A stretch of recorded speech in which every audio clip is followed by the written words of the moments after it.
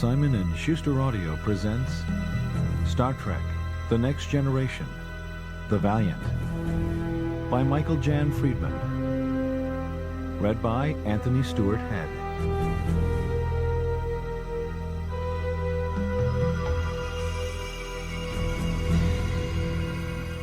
Captain Carlos Tarasco of the SS Valiant stood in front of his captain's chair and eyed the phenomenon pictured on his view screen.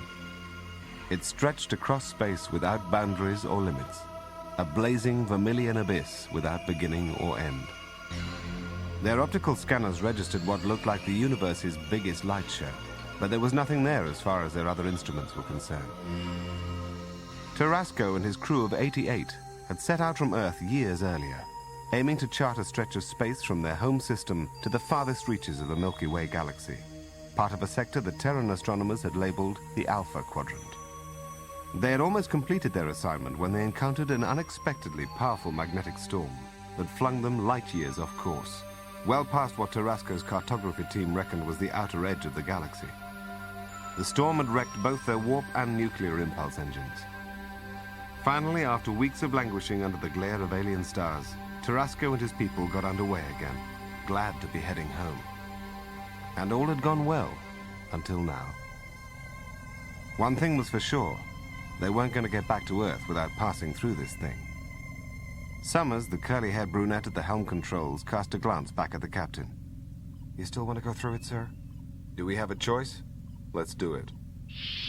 Tarasco looked back and saw that Commander Rashad, his first officer, had joined them. "I hope I'm not too late, sir." "Not at all. The show's just starting." The closer they got, the more tumultuous the phenomenon appeared. The ruby light within it began to writhe and shimmer, giving birth to monstrous caverns and towering eruptions. "All available power to the shields." Suddenly, the ship jerked hard to starboard. Tarasco turned to Gardenhire, his operations officer, who reported, "We're all right. Shields are holding fine, sir." Tarasco turned back to the view screen. They seemed to be entering a deep, red-veined chasm. The lights on the bridge began to flicker. Abruptly, the deck lurched beneath them, as if they were riding the crest of a gigantic wave, sending Hollinsworth, the science officer, flying backwards out of his seat. Rashad began to move to Hollinsworth's side. "Sick bay, we need someone up here on the double." Then Rashad seemed to light up from within, his body suffused with a smoldering red glow. He fell to his knees beside the unconscious Hollinsworth. Tarasco glared at the view screen. "All right, get us out of here." Wrestling the ship hard to starboard, Summers aimed for a patch of open space, and the Valiant climbed out of the scarlet abyss. Tarasco had never been so glad to see the stars in his life. Trying not to breathe in the black fumes from the science console, he made his way to his science officer. Before he could try to help, the lift doors parted and a couple of medics emerged. "We'll take it from here, sir." Tarasco backed off and let the medical personnel do their jobs. Then he did his. "Damage report, Gardenhire." "Shields down, sir. Scanners, communications, lasers, all offline." Summers looked up from a console. "The main engines are shot. Every last circuit is burned out."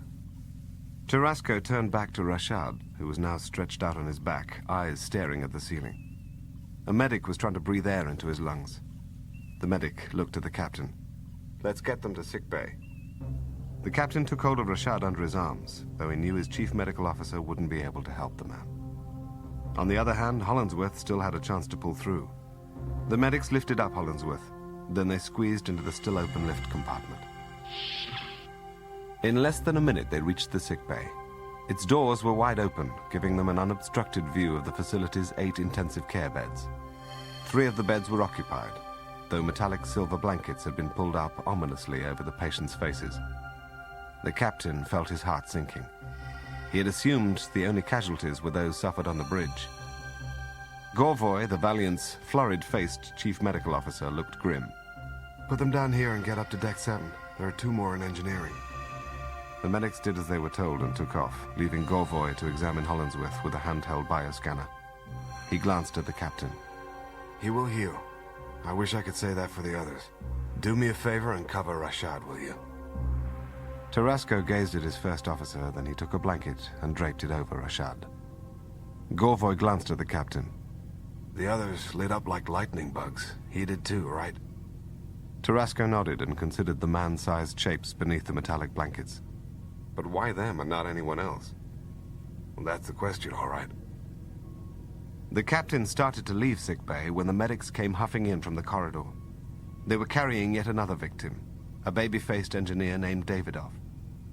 Then Chief Engineer Macmillan came shuffling in with one of his men leaning on him for support. Tarasco recognized the injured man as Agnarsson, Macmillan's first assistant. Agnarsson was a big man, tall and broad-shouldered, with a strong jaw and a fierce blonde moustache. The chief engineer cursed beneath his breath. He started to glow, he and Davidoff both. It was the damnedest thing. The captain looked at Agnarsson. He was glowing and he's still alive? Agnarsson rubbed the back of his neck. I'm fine, just a little lightheaded is all. Then the big man picked up his head, and Tarasco's jaw fell. Agnarsson's eyes, normally a very ordinary shade of blue, were glowing with a luxuriant silver light.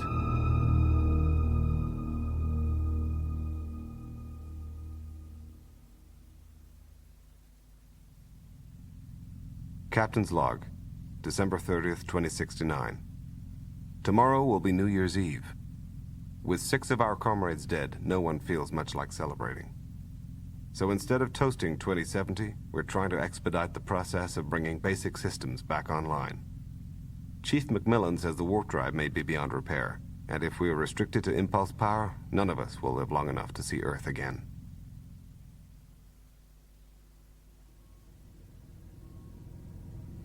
Jack Gorvoy completed the last of his autopsy reports, sat back in his chair, and heaved a sigh.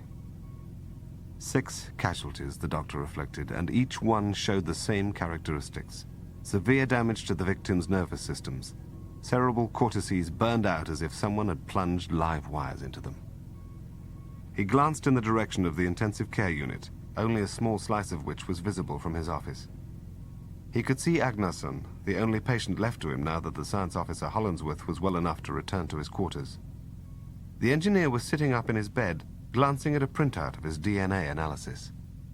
Unlike the others who had burned with that strange light, Agnarsson didn't appear to have suffered any ill effects.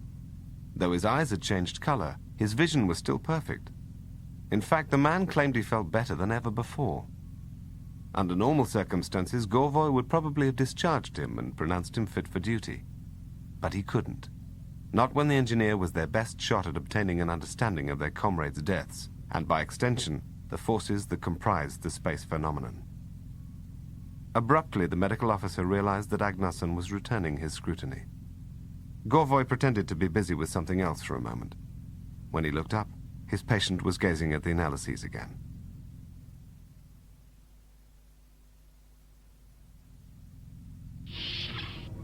As Captain Tarasco entered Gorvoy's office, he could see the doctor peering at his monitor screen. You called? The medical officer didn't look up. I did indeed. Macmillan says we'll be lucky to get the warp drive up and running this century. That estimate may be a little pessimistic. The doctor swiveled his monitor around. It showed Tarasco a collection of bright green circles, some empty and some filled in. I give up, Doctor. What is it? It's a DNA analysis. Those circles are traits. Sexual orientation, height, eye color, and so on. Agnarsson created it. From memory. About an hour ago, he told me he was bored with lying in bed while I ran tests on him, so I gave him something to look at. His DNA analysis. He decided to play a game with himself to see how much of it he could memorize. The captain absorbed the information. Obviously, this has something to do with his eyes. I'd like to see him, speak with him. The captain left the doctor's office and entered the intensive care unit. Agnarsson's eyes were closed. For a moment, Tarasco considered whether he should speak with the engineer at a later time. Then Agnarsson spoke like a man still wrapped in sleep. There's no time like the present. He turned to the captain and opened his eyes, fixing Tarasco with his strange, silver stare. He smiled as he propped himself up on one elbow. The captain felt a chill climb the rungs of his spine. The doctor tells me you developed a knack for memorizing things. You mean the DNA analysis? To tell you the truth, it wasn't that hard. I just gazed at it for a while, and suddenly it was the most familiar thing in the world to me. That's pretty amazing, Agnerson. The engineer shrugged. I suppose you could say that. But do you know what's really amazing? Tarasco shook his head. What? Agnerson pointed past him. That. The captain felt a whisper of air on the back of his neck. Whirling in response, he saw something silvery sweeping towards him and put his arms up to protect himself from it. Too late, he realized what it was. A metallic blanket from one of the other beds. As it sank to the floor, the engineer laughed. Tarasco turned to Agnerson, uncertain how the man had done it. That wasn't funny. The engineer bit his lip to keep from laughing some more. Sorry, sir. I just thought. It seemed to make sense at the time. Tarasco tried to affect a facade of confidence and calm, but he didn't feel those qualities on the inside. He left Agnerson lying there and left the intensive care unit. He felt an urgent need to talk with his officers.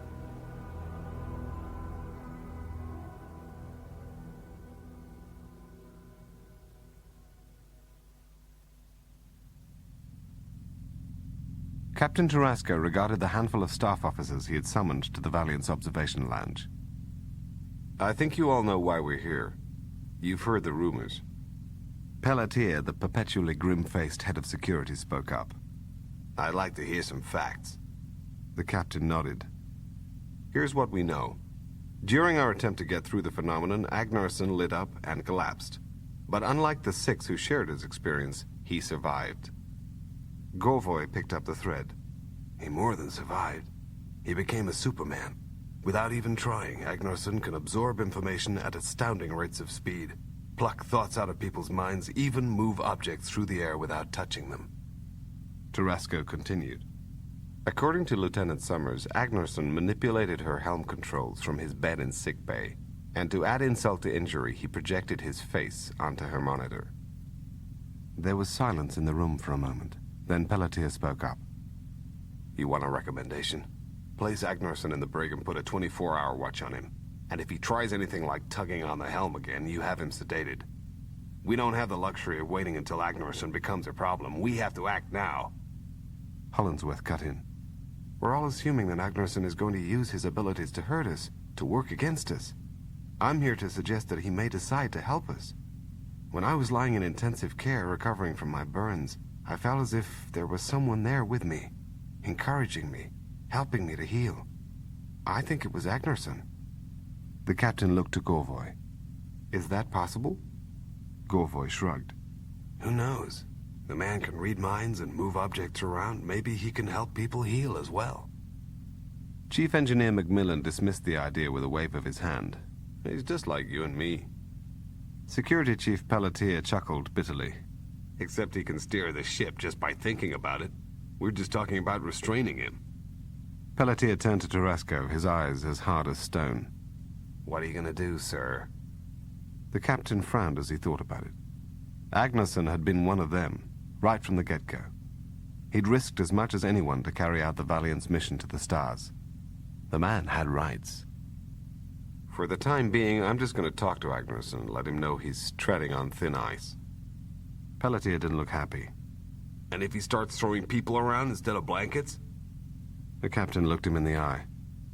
I guess we'll cross that bridge when we come to it.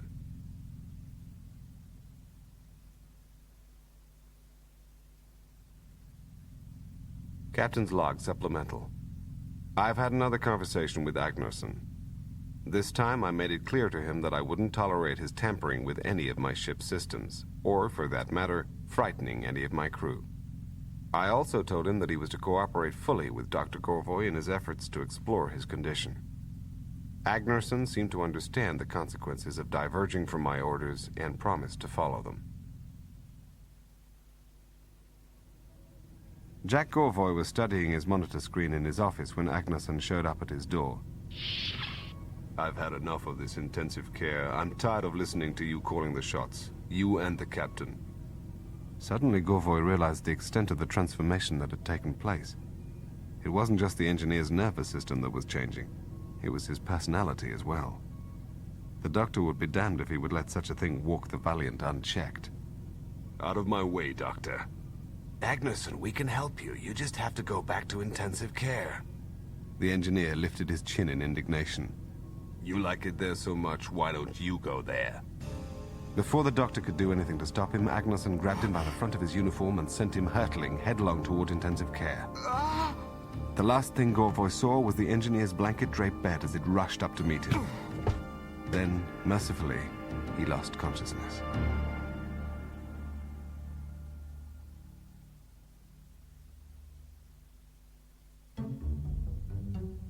Dan Pelletier hefted the laser in his hand as he made his way toward engineering, and hoped that he had guessed correctly. He had discovered Dr. Gorvoy slumped at the base of a biobed, bleeding freely from his nose and mouth. At that point, Agnerson had gone from being a misguided fellow crewman to a dangerous and potentially deadly fugitive. And where was he most likely to go? Other than a place where the slightest manipulation could place the ship in mortal jeopardy, especially when that place was where he had spent most of his waking hours over the last few years. Pelletier glanced at the two men he'd taken with him. Remember, fire only on my command. We don't want to blow the warp core with a stray shot. The doors to the engine room were open. All the security chief saw were the surprised faces of Macmillan and his engineers. Agnerson, it seemed, wasn't there.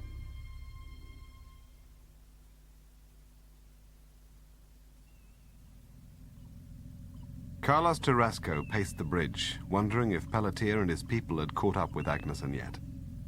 If the man's powers kept growing, if he became too big a threat, they might have to consider even stronger measures. Is that how you treat a man who followed you out into space?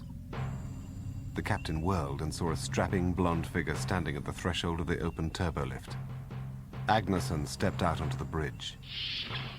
Pelletier's security teams were looking for me everywhere else. This was the only place I could go. Knowing that the engineer could read his mind, Tarasco tried not to think how his bridge officers would be slipping the pistols from their belts to use them. But Agnerson must have caught the captain's thought. He whirled to send a laser flying out of the navigator's grasp. Agnerson lifted his hand to strike the crewman. A beam from the barrel of Tarasco's pistol caught Agnerson in the chest, knocking the wind out of him. Agnerson slumped to the deck, looking woozy and deflated. Before Tarasco could even think about squeezing off another shot, he saw something happen to the engineer's eyes. Miraculously, the silver glow in them faded.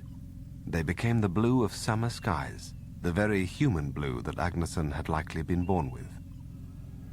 But a moment later, the light in Agnerson's eyes returned, and with it came a restoration of his incredible strength. The bridge officers fired at the same time, knocking Agnerson senseless. And when he crumpled this time, Tarasco was ready. Take him to the brig.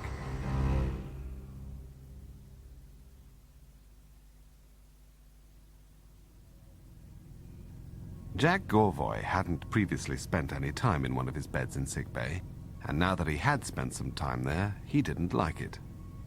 The doctor could still feel a dull ache where he'd hit his head. Responding to his request, Captain Tarasco had come to sickbay. He'd told the captain that he'd figured out why Agnerson and the others were affected by the phenomenon. So what did you come up with, Doctor? Gorvoy frowned. Extrasensory perception. Tarasco looked at him. That's it? That's it. Mind you, not all of our 7 casualties were tested for it, but 3 were. Agnerson, Davidoff, and Kolodny. Davidoff and Kolodny scored pretty high, but Agnerson, he was off the charts. So it makes sense that someone with Agnerson's predisposition toward mental abilities would develop this brand of powers. The captain shook his head. What about the rest of the crew? Are we going to have any delayed cases? I don't think so. Of the 38 whose records show they were tested, none showed any particular talent for ESP. Well, thank heavens for that at least. So now that we know about Agnerson's ESP, is there a chance that we can use that knowledge to change him back? Gorvoy shook his head. I don't think so. The captain sighed. Then you don't want to know what happens now.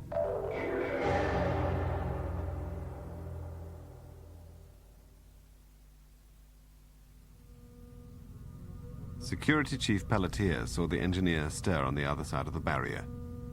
He glanced over his shoulder at one of his security guards. Contact the captain. Let him know that Agnerson's coming too. Pelletier turned back and saw that the prisoner's eyes were open. You're a fool if you think you can hold me. Then I'm a fool, Agnerson. But if you were in my place, you'd be doing the same thing. That made the engineer smile. No, Pelletier, that's not true at all. If I were in your place, I would have killed me some time ago, while I still had the chance. I'm getting stronger all the time. And as if to prove his point, Agnerson extended his hand into the vertical plane of the electromagnetic field. Sparks sputtered around Agnerson's wrist, making him grimace with pain. But he didn't pull his hand back right away. He left it there, enduring what no mere human could have endured. You know, it's only a matter of time. It was then that Pelletier noticed the patches of white at Agnerson's temples. The man's appearance was changing again. He hoped the captain would hurry. They might not have much time.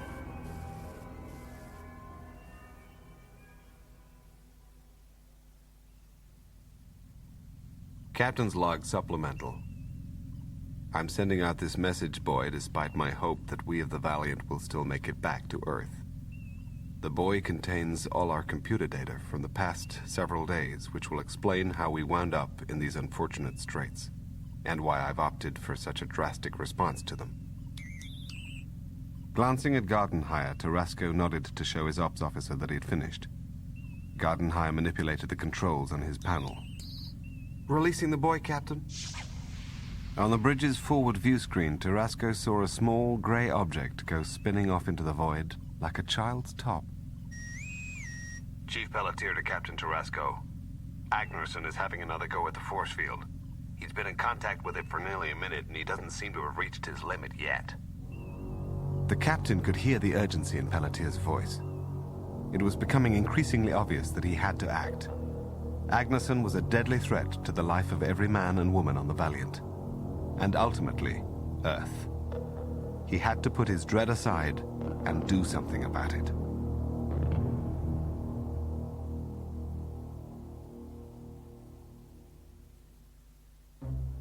Tarasco followed the bend of the passageway reluctantly. The brig was just down the hall. He could have ordered one of his crewmen to destroy the prisoner for him, but Tarasco wasn't the type to put that kind of burden on one of his people. He was less than 20 meters from the brig when he realized that something was wrong. It was too quiet. Drawing his laser pistol from its place in his belt, Tarasco held it before him and advanced more warily. After a few seconds, Pelletier's muscular body came into view. The security chief was sprawled across the floor, his neck bent at an impossible angle. At any moment, he thought, Agnerson might reach out with his mind and strangle him to death. But it didn't happen. The captain reached the brig unscathed. The two security guards who'd been helping to guard Agnerson were laid out on the deck, their necks broken as badly as Pelletier's had been. Tarasco pressed the intercom pad next to the brig. Agnerson has escaped the brig. He's already killed 3 security officers. He is extremely dangerous and to be avoided at all costs. Repeat. You're next, Tarasco. After all, what do I need with a captain? Or a crew, for that matter? The words echoed ominously in Tarasco's brain. He scanned the corridor in either direction, but there was no one there. In the confines of his mind, Tarasco swallowed back his fear and asked the engineer, "Where are you?" Not so far away, and getting closer all the time. The captain spun, and there was Agnerson, his eyes ablaze with silver light, a cruel smile on his otherwise expressionless face. You can't kill me, Captain, but I can kill you. He lifted his hand to carry out his threat. Tarasco struck first. The pale yellow laser beam slammed squarely into Agnerson's chest, but little by little, the engineer began to make his way forward again. Nothing can stop me. Tarasco didn't have time to duck the bolt of livid pink energy. The next thing the captain knew, he was sitting with his back against the bulkhead, feeling as if he'd broken every bone in his body. The corridor erupted with a blinding yellow light. It caught Agnerson by surprise and sent him staggering into the bulkhead. The captain knew that this might be his last chance. Looking around for his laser pistol, he found it lying on the deck less than a meter away. Putting aside the pain that squeezed him like a vice, he dragged himself over to the weapon and took hold of it. Skewered in the back by Tarasco's beam, Agnerson crumpled to his knees and fell forward, momentarily unconscious. The captain gave an order to the 2 security officers who came to help him up. "We need to get Agnerson to the weapons room. We have to get rid of him while we still can." Kneeling at Agnerson's side, the captain felt the man's neck for a pulse. It was faint, but the engineer was clearly still alive. His eyes, or what the captain could see of them through the engineer's half-closed lids, they weren't glowing anymore. They had returned to normal again. The security guards grabbed Agnerson and began moving in the direction of the Valiant's weapons room. There were hatches that were closer to their location. Unfortunately, Tarasco mused, shoving Agnerson out into space might not be enough. If the engineer was able to survive in the vacuum, and he might be, it was also possible that he could work his way back inside. The weapons room was dominated by a pair of missile launchers, empty at the moment. The captain pointed to one of them. "Put him inside it." The security officers placed the unconscious engineer in the open launch slot. Then they started to slide the missile door into place. That was when Agnerson woke up. The engineer sat up and slammed the missile door open. He released bolts of raw pink lightning at the 2 security guards, sending them flying across the room. He turned to Tarasco. "You can't stop me, Captain. Not any more than an amoeba can stop an elephant." Tarasco knew he should have done the hard thing, the heartless thing, and destroyed Agnerson as soon as he tampered with the ship. Suddenly, it came to him. As the engineer raised his hand against the captain trained his beam on the deck below Agnerson's feet. After all, this was the weapons room, and the Valiant boasted 2 kinds of weapons. One was atomic. The other was a laser cannon system supplied with power by heavy-duty conduits. As luck would have it, one of those conduits ran directly under the spot where Agnerson was standing. It took a moment for Tarasco's beam to punch through the deck plating. A spout of blue-white electroplasma rose up and engulfed the engineer. His clothes burned off, his skin and hair blackened and oozed with blood. But his eyes still glowed with that eerie silver light. Tarasco raced across the room to the intercom grid. "This is Tarasco. All hands abandon ship immediately. Repeat, all hands abandon ship." As Tarasco looked at the engineer, Agnerson's flesh began to repair itself. "How many conduits can you open without destroying your ship?" The captain didn't allow himself to think of the answer. Instead, he aimed his weapon at the deck below Agnerson and fired again. As Agnerson whimpered and clutched at himself with blackened, claw-like hands, Tarasco roused the 2 security guards, both of them still alive. "Get out of here. Grab the nearest escape pod and get off the ship." "What about you, sir?" "I'll follow when I'm certain Agnerson can't come after us." It was a lie, of course. Tarasco had no intention of following the security officers. When he turned back to the engineer, to his amazement, the man was almost healed again. "What are you doing?" "That's simple. I'm blowing up the ship." After he tapped in a detonation time, Tarasco's last thought was for his crew. Like Moses, he was going to be denied the promised land. But after all his people had been through, he hoped they at least would make it back to Earth alive.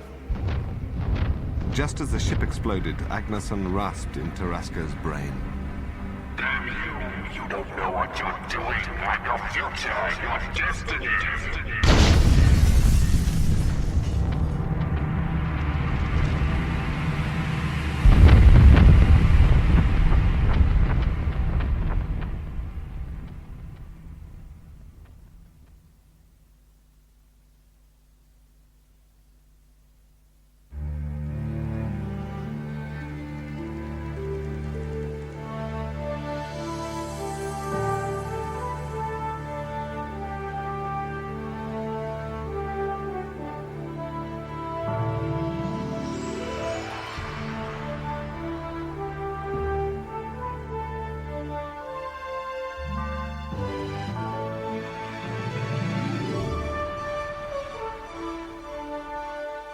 Jean-Luc Picard regarded his opponent through the fine steel mesh of his fencing mask. Dathan Ruhalter was tall, barrel-chested, and powerfully built. Let's begin in earnest now, eh, Picard? If you say so. Suddenly, the other man's point was everywhere. Picard wove an intricate web of protective steel around himself, defending against each incursion as soon as he recognized it. But in the end, Picard's determination notwithstanding, he lost the match 5-3. Ruhalter removed his mask. You know you need to trust your instincts more, Commander. Picard managed to smile. I'll try to keep that in mind, sir. He would, too. After all, Ruhalter was more than his captain. He was also the 28-year-old Picard's mentor, a man the second officer greatly admired. Leech to Captain Ruhalter. Stephen Leech was Ruhalter's first officer. He'd been left in charge of the ship's bridge while the captain and his second officer took their exercise in the gymnasium. Sir, you have an eyes-only message from Admiral Mady at Starfleet Command. I'll take it in my quarters, Mr. Leech. Ruhalter nodded in Picard's direction and left the gym.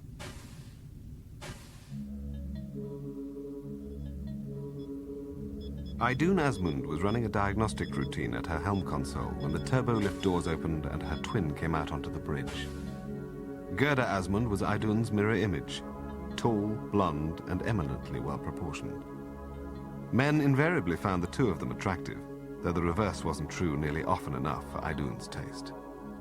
One of the drawbacks of having been raised among Klingons, she reflected. Unless a man smoldered with a warrior's passions, she wasn't likely to give him a second look. Gerda rolled her eyes. Idun had no trouble divining the intent behind it. Clearly, Gerda was bored. For that matter, so was Idun. They had joined the Stargazer's crew with adventure in mind. After all, the Stargazer was a deep space exploration vessel, its mandate to push out the boundaries of known space. However, in more than 7 months of service, they'd seen nothing but routine planetary surveys. Unexpectedly, the captain's voice came over the ship's intercom system. Commander Leech, set a course for Starbase 209 and don't spare the horses. Warp 8. Gerda looked up from her monitor and glanced at her sister. For the first time in months, a smile spread across her face.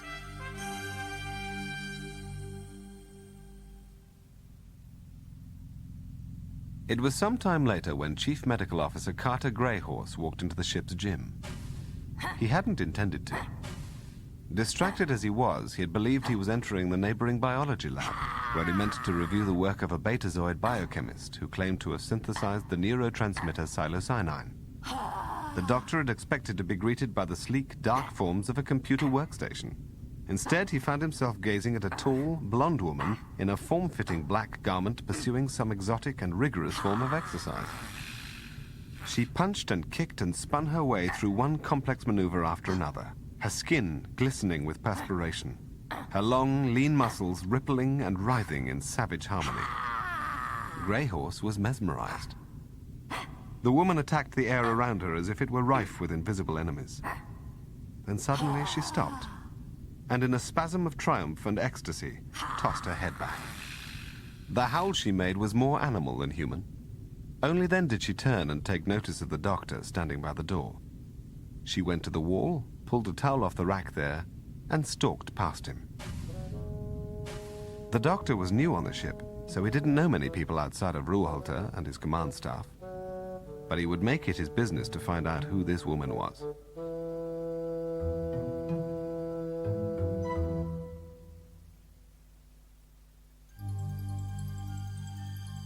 Standing at his captain's left hand, Picard watched Idun Asmund bring the Stargazer to a gentle stop.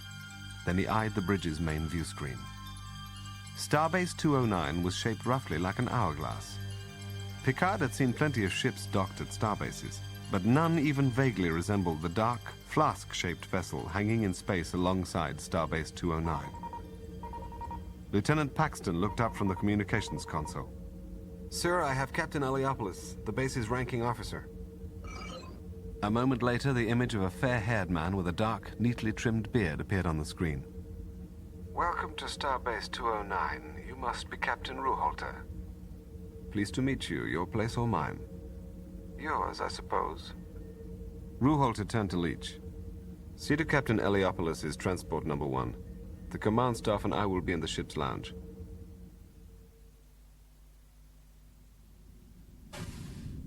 Picard watched the ship's new chief medical officer enter the lounge with some difficulty. Carter Greyhorse was so big and broad-shouldered he could barely fit through the door. In addition to Ruhalter and Picard himself, 4 other section heads had arrived before Greyhorse.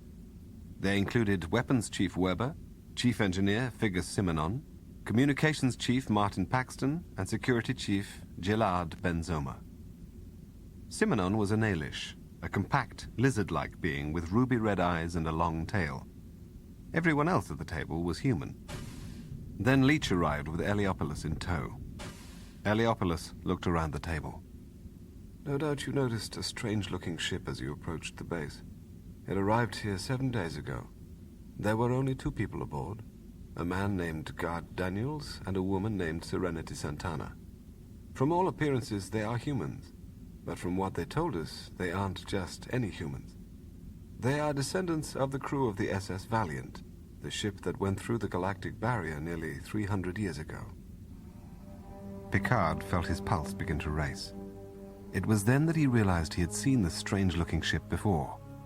At the Academy, one of his professors had showed him a picture of the SS Valiant. The vessel hanging in space alongside the starbase could easily have evolved from that primitive design. Then something else occurred to Picard. Kirk, the last captain of the original Starship Enterprise, had embarked for the galactic barrier on a research mission in 2265. Just shy of his destination, he encountered an antique message buoy, a warning sent out by the captain of the Valiant 2 centuries earlier, chronicling his experiences after penetrating the barrier. It seemed one of the Valiant's crewmen had become a threat to his colleagues, and to Earth as well if he lived to return to her. To eliminate that possibility, the Valiant's captain was forced to blow up his ship. But Kirk had braved the barrier despite the warning, and in doing so, he had shed some light on the fate of the Valiant, albeit at a terrible price. The man who paid it was Kirk's navigator, a man named Gary Mitchell, in whom exposure to the barrier had touched off a gradual but startling transformation. Mitchell became a Superman, a being capable of increasingly improbable feats of mental and physical prowess, telepathy and telekinesis among them. Unfortunately, Mitchell's perspective began to change as well. He came to see his crewmates as insects, hardly worthy of his notice, much less his compassion. In the end, Kirk was compelled to kill him. Picard leaned forward in his chair. Sir, wasn't the Valiant destroyed by order of her captain? Ruhalter nodded. That was my understanding as well. Are Daniels and Santana saying the Valiant wasn't destroyed after all? Heliopolis shook his head. No, they agree that it was destroyed. However, they maintain that a portion of the Valiant's crew survived her destruction, then found an M-class planet and settled there. Ruhalter regarded Heliopolis beneath bushy grey brows. Assuming for the moment that your guests were telling the truth, what made them decide to return to our side of the barrier? They say they're here to warn the Federation about an impending threat. An immensely powerful species called the Nuyad, which has been conquering solar system after solar system on the other side of the barrier and sending native populations running for their lives. Picard stared at Heliopolis for a moment. Quite a revelation. Leach cast the second officer a sideways look. Stunning, actually. Assuming that it has some basis in fact. I'm afraid, not of the Nuyad, but of Daniels and Santana.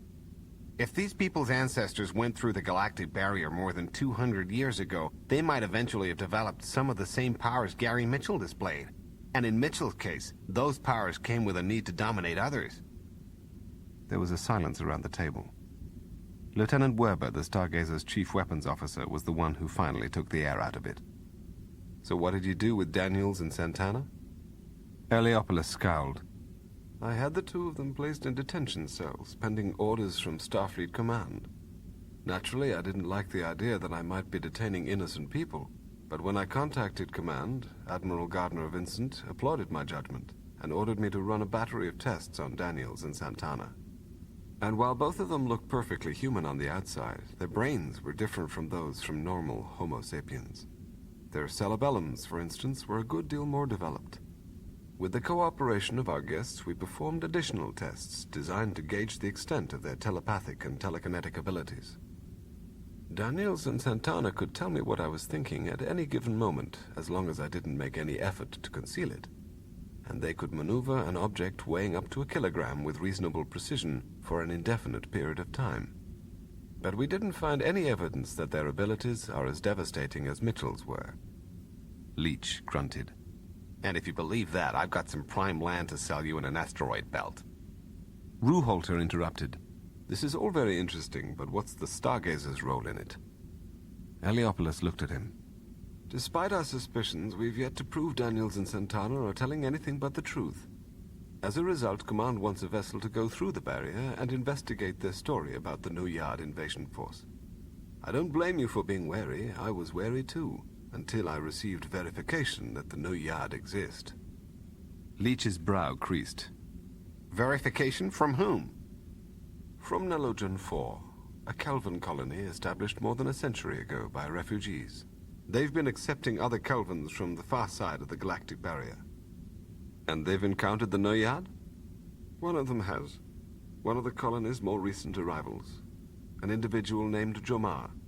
He told a Starfleet investigator that he had witnessed Noyad aggression and atrocities with his own eyes just a few years back. Ruhalter looked at the Starbase commander. Was he told of the claims made by Daniels and Santana? He was, and according to Jomar, those claims could well be true. Ruhalter leaned back in his seat and regarded his officers. I think we understand the situation. When does Command want us to leave for the barrier? Immediately. But on the way, you're to make a stop at Nalogen 4. Apparently, Jomar is an engineer by training. He feels certain that he can adapt Starfleet tactical systems to make them more effective against the Noyad. And one other thing. For the sake of convenience, Jomar will assume a human appearance. However, he'll be more comfortable in his natural form and at times may wish to revert to it. Something with 100 tentacles. Ruhalter nodded.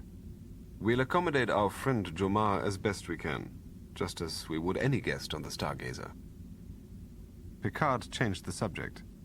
Naturally, we'll need the coordinates of the Noyad positions if we're to investigate them. Heliopolis almost smiled. Starfleet Command has provided you with a guide. Either Daniels or Santana will accompany you. Weber cursed beneath his breath. Simenon didn't look very happy either. Leach turned to Ruhalter.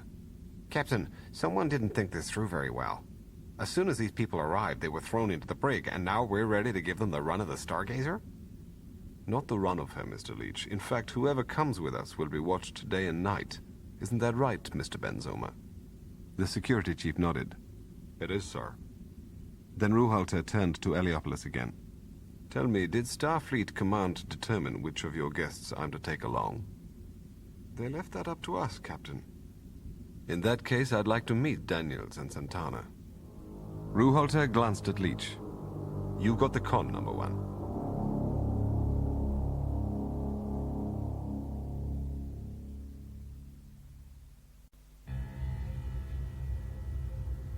Picard stood outside a pair of grey sliding doors alongside Ruhalter, Benzoma, and Heliopolis, and watched an armed Starfleet security officer punch a code into a wall pad. When the doors parted, Picard saw a cell that contained two very human-looking figures, a man and a woman in dark green jumpsuits, Daniels and Santana. Daniels was of average build, with curly red hair and a robust moustache. Santana was dark and petite, her thick black tresses drawn back into a long, unruly ponytail. Heliopolis introduced Ruhalter, Picard, and Benzoma one by one. Up close, Serenity Santana was strikingly beautiful, so beautiful that Picard had difficulty taking his eyes off her. It seemed to him that her gaze lingered on him for a moment as well, but then the second officer was quick to concede that might well have been a product of his imagination. Daniel's eyes narrowed. Your mission to investigate what we've been telling you about the Noyad, that's still on, I hope. Heliopolis nodded. That's what we're here about. Captain Ruhalter wants to decide for himself which of you he'll take along as a guide. Starfleet Command has decided it would be better for one of you to remain here, for security reasons. Picard saw Santana and Daniels exchange glances. Judging from the looks on their faces, this was yet another indignity in what they perceived as a long list of indignities. Santana looked at Ruholter. Who are you going to take? The captain returned her gaze for a moment. I'll take you. Why me?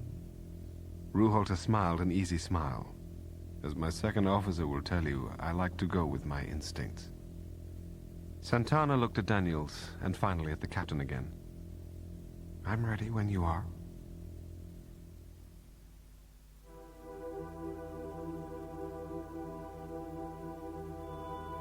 Pug Joseph had taken a turbolift down to the brig just as soon as Lieutenant Benzoma contacted him. Abruptly, Joseph heard the clatter of boot heels from around a bend in the corridor. Finally, Lieutenant Benzoma turned the corner. He wasn't alone. A woman was walking with him, a small, slender woman with a black ponytail and dark, exotic eyes. Benzoma addressed Joseph. Mr. Joseph, this is our guest, Serenity Santana. Please see that she's not any more inconvenienced than she needs to be. The woman didn't wait to be escorted into her cell. A not quite transparent barrier sprang into existence across the cell mouth. But Joseph had been warned. Santana wasn't just any human. It was possible that the electromagnetic field wouldn't hold her, hence the need for live, armed guards who would monitor her every minute of the day. And if she was as adept a telepath as they suspected, even armed guards might not be enough to keep her from escaping. So Joseph and whoever else was watching Santana would have to check in with a superior every 5 minutes. Just in case. Santana smiled a wan smile. You know, the guards on the starbase talk to me. Are the rules that different here? It seemed rude to Joseph not to speak to her at all. If you need anything, just let me know. Ah, we're making progress. Next thing you know, I'll have you in my power. Joseph's hand went to the phaser on his hip. She took note of it. Actually, I was joking with you. What's your name? There didn't seem to be any harm in telling her. Joseph. Peter Joseph, but everyone calls me Pug. Tell me something, Pug. Anything at all. It'll make it easier to pass the time. The security officer tried to think of something, but he couldn't. He'd never been much of a conversationalist. All right, then. I'll tell you something. I'll tell you about the place I come from. And she did.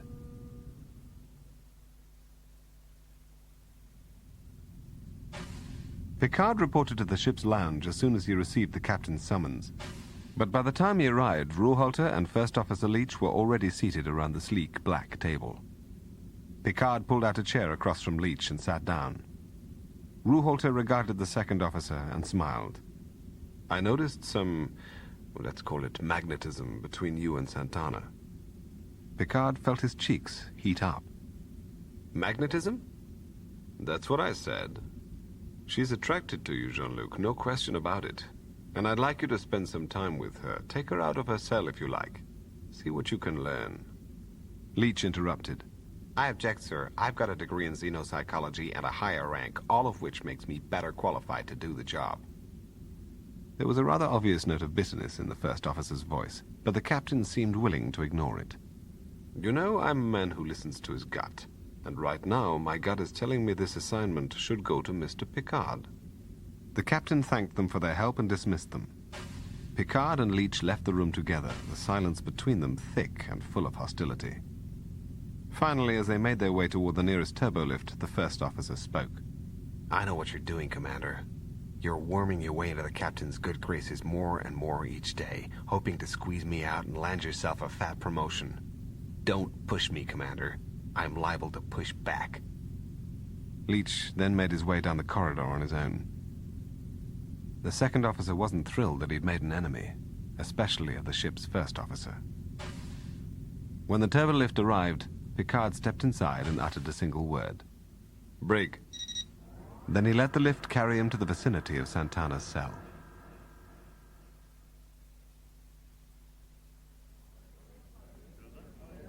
Picard gazed at Serenity Santana across a table in the Stargazer's mess hall. She'd been happy to leave the brig, no question about it. The second officer glanced at the open doorway through which he could see a watchful Pug Joseph. A necessary precaution, he conceded, but one that made having a casual conversation a bit awkward. Santana nodded. You're right. It is a little awkward. Picard turned to her. You read my mind. I haven't had much experience with telepathy. Few Federation species are capable of it, and none of them are capable of telekinesis. Unfortunately, neither talent is very highly developed in our case.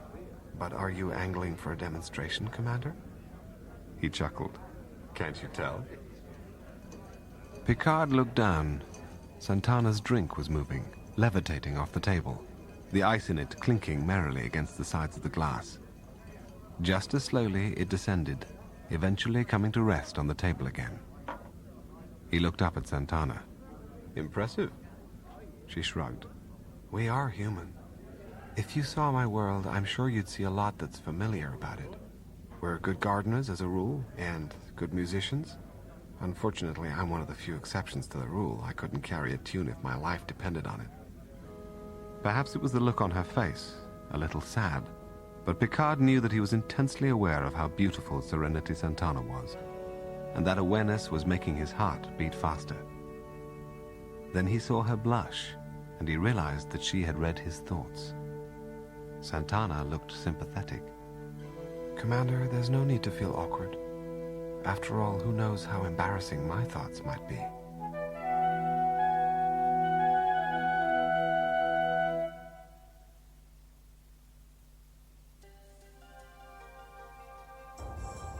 Sometime later, back on the bridge, Picard studied the small blue and green world on the Stargazer's forward view screen from his place beside Captain Ruhalter.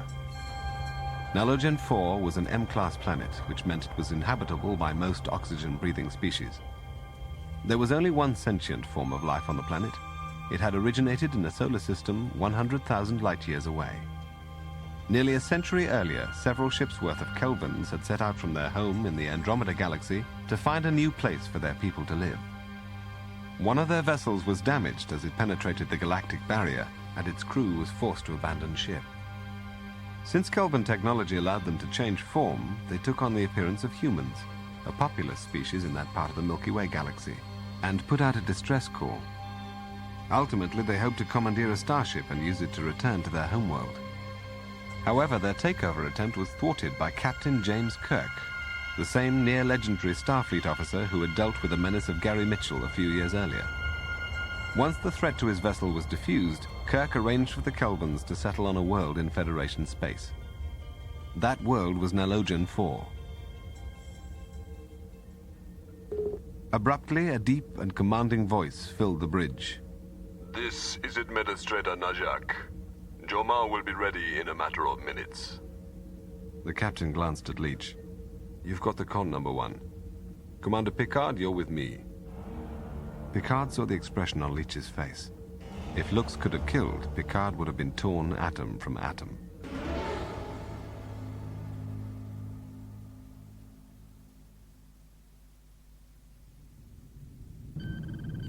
In the transporter room, a shaft of light appeared, then slowly resolved itself into a humanoid form. A moment later, the light died, leaving a tall, fair-skinned man with unruly red hair and haunting, pale blue eyes. Ruhalter smiled a craggy smile. You must be Jomar. Welcome to the Federation starship Stargazer. I'm Captain Ruhalter, and this is Commander Picard, my second officer. The Kelvin cut short any conversation. I have a great deal of work to do. I would prefer to start by familiarizing myself with your ship's tactical systems and subsystems. The captain appeared unoffended. Of course, we can start in engineering if you like. Charming, thought Picard. But then they hadn't enlisted Jomar's assistance because of his advanced social skills. If all went well, he would be their secret weapon against the Nuyad.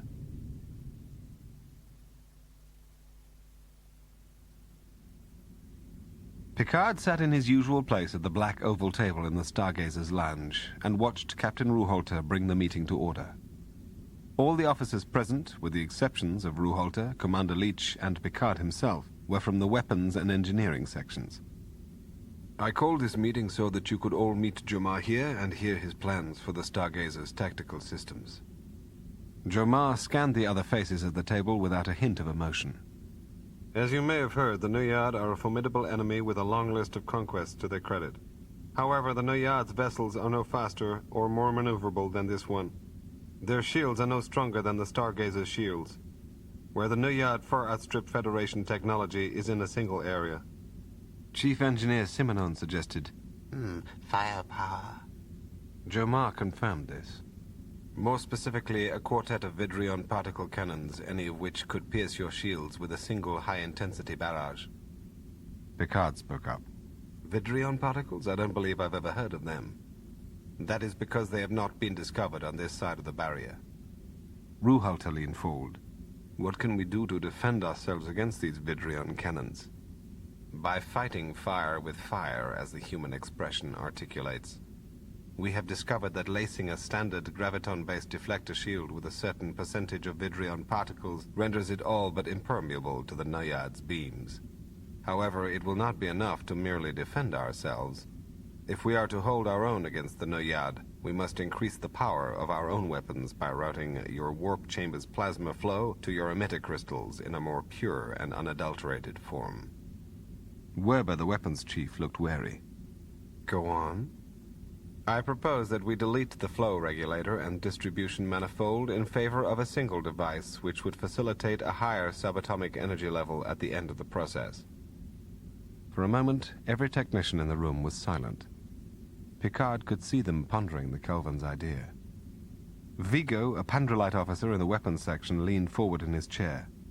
I don't understand. How can you achieve higher energy levels in the crystals without...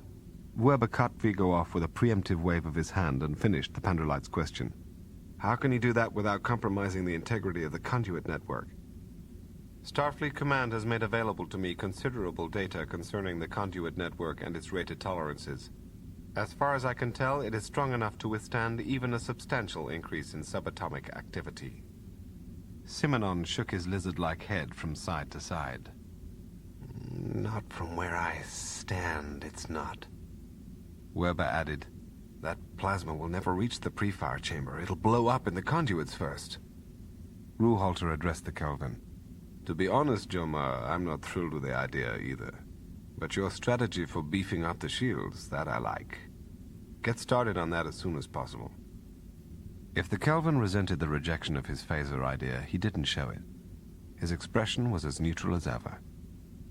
And with that, the meeting ended.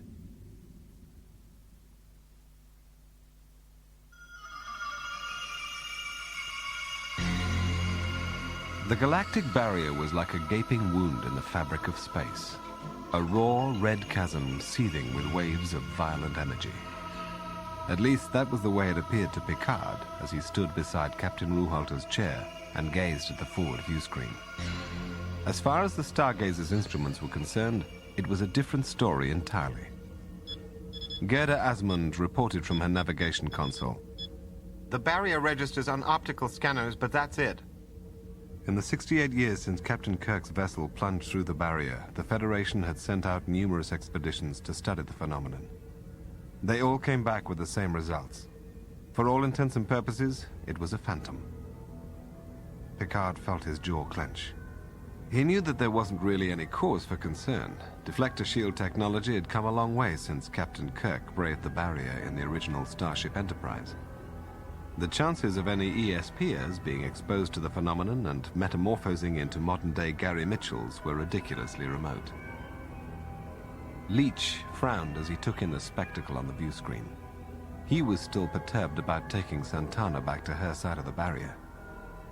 Gerda Asmund announced, 5 million kilometers and closing. Picard felt a shudder run through the deck beneath his feet as the phenomenon engulfed them, closing its jaws on the Stargazer as if the ship was a helpless minnow and the barrier was a colossal crimson serpent. Picard tightened his grasp on the captain's chair. The view screen was a confusion of ruby-red twisters, a maelstrom of heaving, burning lava. The Stargazer bucked once, twice, then burst free of the phenomenon into normal, if unfamiliar, space. Picard took a deep breath and smiled. Gerda Asmund observed, Shields at 78%. The captain nodded. Then he turned to his first and second officers. You're with me, gentlemen. Without any explanation, he rose and made his way to the turbolift. Ruhalter announced their destination as the ship's lounge. But halfway to their destination, he did something surprising. Computer, stop turbo lift. Picard looked at him. So did Leach. I have one question, gentlemen, and that's whether Serenity Santana can be trusted. Leach smiled a lopsided smile. Since you're asking, sir, I don't think the woman is even remotely trustworthy. The captain nodded, then turned to Picard. What about you, Jean-Luc? As you know, Captain, I've had a chance to get to know Miss Santana. I'm inclined to believe she can be trusted. Leach didn't seem surprised. It's clear the Commander Picard is quite taken with Miss Santana. I don't think he's thinking as clearly as he needs to be. The captain nodded. Perhaps not, but Commander Picard may be right on target. I, too, think Miss Santana can be trusted. In any case, Santana has given us 2 sets of coordinates. One describes the location of her colony, the other will lead us to a New Yard supply depot. Picard guessed. We're going to head for the depot. Ruhalter smiled. Absolutely right. Why waste time? If there's a threat, let's see it. Leach looked at the captain. And if it's a trap? Then we'll see that too. Computer, return us to the bridge. Abruptly, the captain's communicator beeped. It was Gerda Asmund. Captain, we've got a situation up here. Ruhalter's brow knit. Elaborate. There's a vessel approaching on an intercept course. I have to tell you, sir, it doesn't look like anything we've encountered before. The captain frowned. Go to red alert. I'm on my way. Picard was right behind the captain as he walked onto the bridge. His stomach muscles clenched as he wondered what they were up against. And then, all of a sudden, it came to him. The New Yard. Jomar, this is the captain. I need you on the bridge immediately. Coming, Captain. As the captain walked over to sit in the center seat, Picard took in the sight depicted on the view screen. An almost flat silver diamond.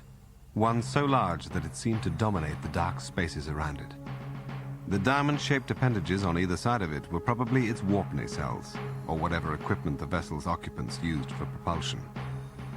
A cold and efficient-looking ship, Picard reflected. No doubt it had been built by cold and efficient people. Ruhalter turned to Gerda Asmund. How much time do we have before our paths converge, Lieutenant? At the alien vessel's current rate of speed, she'll reach us in less than 6 minutes. Glancing over his shoulder, Picard saw Jamar come out onto the bridge. The Kelvin's pale blue eyes were immediately drawn to the view screen. He uttered a single, colorless word. No yard. Then he continued. We did not expect to encounter the enemy so quickly. The modifications to the deflector grid have not yet been completed. We have finished perhaps 80% of the job. Ruhalter swore under his breath. Activate what we have and keep working. Jamar made his way back to the turbolift while the captain eased himself back in his seat. Ruhalter's eyes narrowed. Battle stations, race shields where we have them. Power phasers and armed photon torpedoes. Lieutenant Werber worked at his weapons console. Every other officer was going about his business coolly and methodically, as if this sort of thing happened all the time. 2 minutes, Captain. The captain glanced at his communications officer. Hail them, Mr. Paxton. Let's see what they do. Finally, the communications officer looked up from his console. Nothing, sir. Gerda announced. They're firing. A barrage of green witchlight streamed from the No Yard's weapons ports. The Federation ship bucked under the impact of the Vidrion assault, but not so badly that anyone was hurt.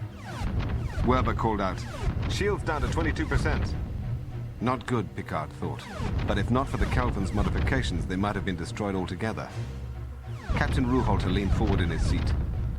Target and fire. The Stargazer released a series of yellow-white photon torpedoes, packets of matter and antimatter bound together by magnetic forces. They found their target in quick succession, returning the enemy's attack blow for ponderous blow. But the Federation vessel couldn't continue to trade punches with her adversary. Not when the No Yard possessed a weapon as devastating as a Vidrion cannon. She had to make her move, and quickly. The captain barked, Evasive maneuvers, pattern Delta.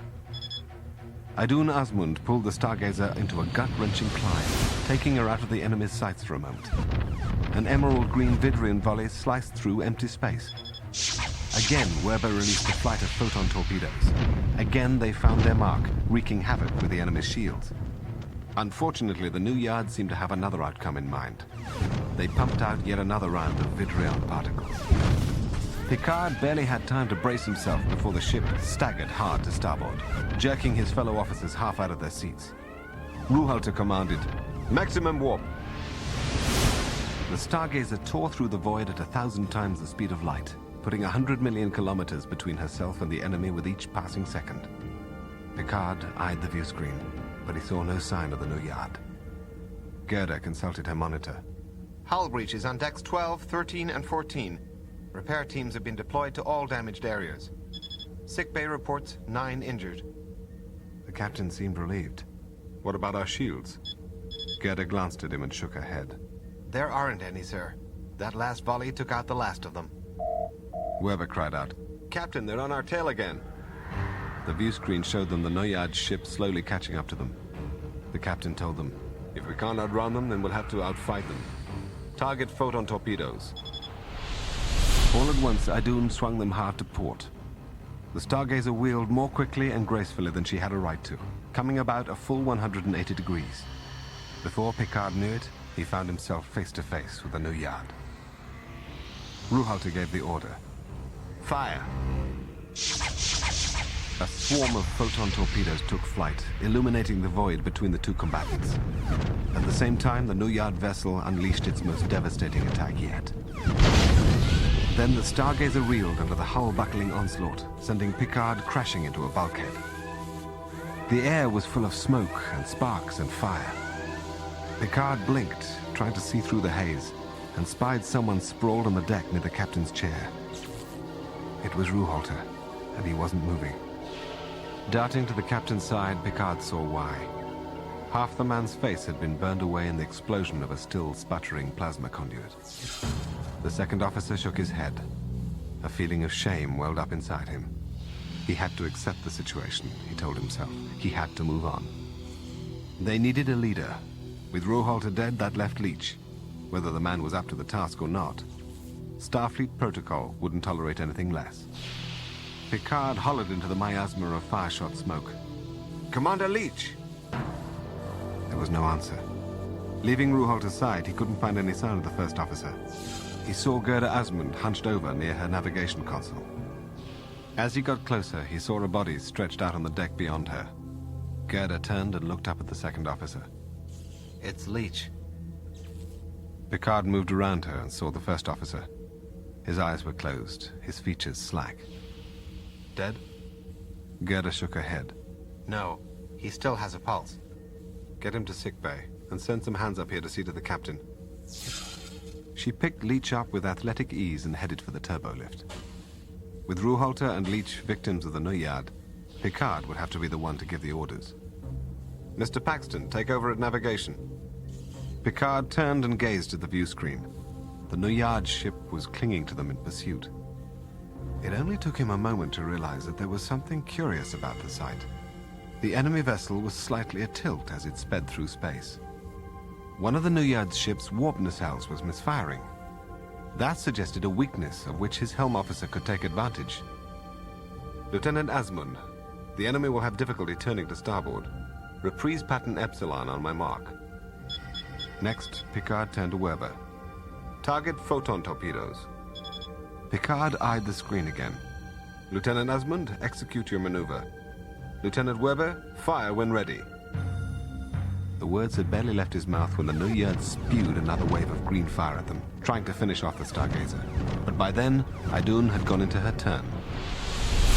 The Vidrion assault shot harmlessly by them, and as the Federation vessel continued to perform her maneuver, the weapons officer released a hail of golden photon torpedoes. The first wave ripped into the Noyad's flank, shredding what remained of her shields. The second wave clawed chunks out of the vessel's hull, and the third penetrated to the very heart of the ship, finding and obliterating critical power relays. A moment later, Picard knew that at least one torpedo had reached the enemy's warp core, because the Noyad ship ripped itself apart in a ragged spasm of bright yellow fire. Picard watched the fragments of the shattered craft pinwheel end over end through space, expanding outward from the point of the explosion. He looked back over his shoulder. Ruhalter's corpse was gone, having been spirited away while Picard was busy with an Oyard. As Werber, Paxton, and Idun Asmund watched him, Picard moved to the rear of the bridge and found the fire extinguisher. Then he began spraying down the ruined remnants of the nearest console.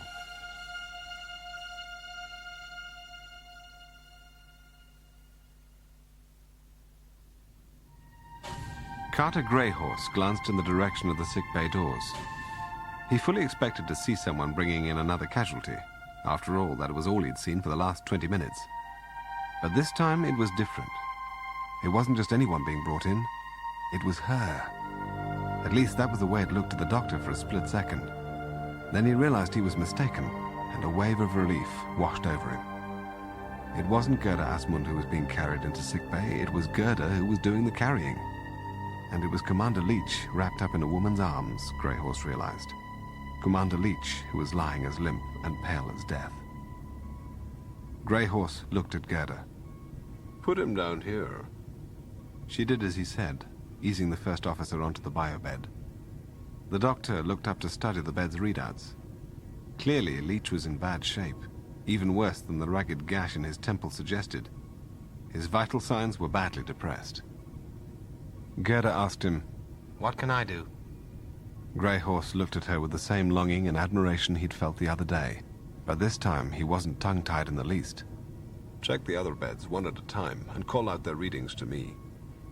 Greyhorse drew a deep breath and wiped sweat from his brow with the back of his hand. In that moment when he thought Gerda was injured, he'd gone through an eternity of hell in a single second. He didn't like the idea of people getting hurt. He was a physician after all. But if it came down to her or someone else, he was glad it hadn't been Gerda.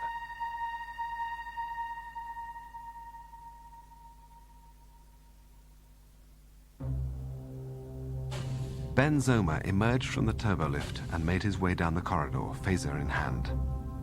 The moment the battle with the Noyad had ended, he tried to contact the officer on duty in the brig, but there hadn't been any response. And with the battering the Stargazer had taken, there was no guarantee that the brig's force field was still in place, which meant Serenity Santana might be free to go wherever she wanted. That made Ben Zoma nervous, considering they had followed her directions straight into the sights of an enemy battleship. He wasn't convinced that she was in on the Noyad attack, but he was the ship's security chief. With hundreds of lives at stake, he had to believe the worst of everyone. He negotiated a bend in the corridor and came in sight of the brig. The first thing he saw was a body laid out on the deck. He recognized it as Pug Joseph, Santana's guard. He felt for a pulse and found one. Security, this is Ben Zoma. Joseph is down. I'll need help getting him to sickbay. He'd been so concerned about Joseph he hadn't taken the time to check on their guest yet. He glanced in the direction of Santana's enclosure. The force field was still in place, but Santana was crumpled in the corner.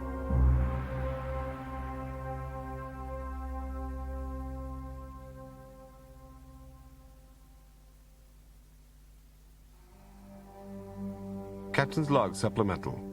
Second Officer Jean-Luc Picard reporting. 6 brave members of our crew perished in the course of the battle with the Noyad. One of them was Captain Ruhalter. 14 others are recuperating from serious injuries, among them Commander Leach, who has lapsed into a deep coma. The Stargazer did not fare much better. Her starboard phaser batteries are nearly useless, and her supply of photon torpedoes has all but been depleted. However, it's the ship's deflector grid that sustained the greatest damage. At this point, it can barely protect us from space-borne particles. As for Serenity Santana, our mysterious advisor, like Commander Leach, she was rendered comatose in the melee. We are thus deprived of an opportunity to determine her role in what appears to have been a carefully calculated trap, if she indeed had any role in it at all.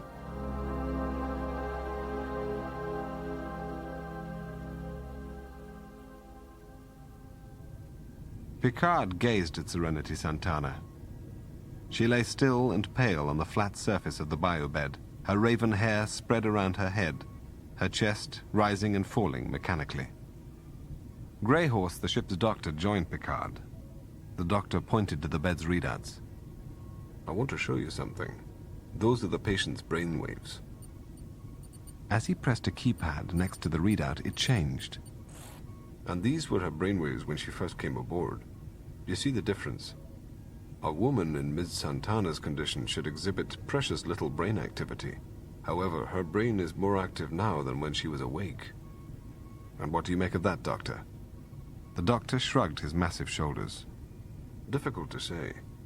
The patient's brain may have gone into some kind of healing mode, or if her brain works like those of other telepaths, the patient may have purposely emphasized certain functions at the expense of others, which would suggest the possibility that this is not a naturally occurring coma, but one she induced on her own.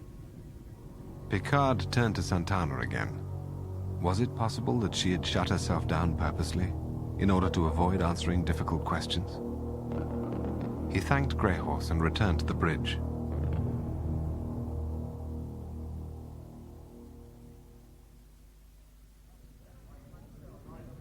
Pug Joseph touched the itchy spot just above his right cheekbone and recalled Dr. Greyhorse's orders not to scratch it. In a day or so, his regenerated flesh would complete the healing process. Removing his food from the replicator enclosure, Joseph moved across the crowded mess hall in the direction of one of its few empty tables. He was halfway finished when some of his crewmates walked in and took a table next to his. He recognized them as Lieutenant Werber, Chief Engineer Simonon, and a couple of the engineers who worked for him.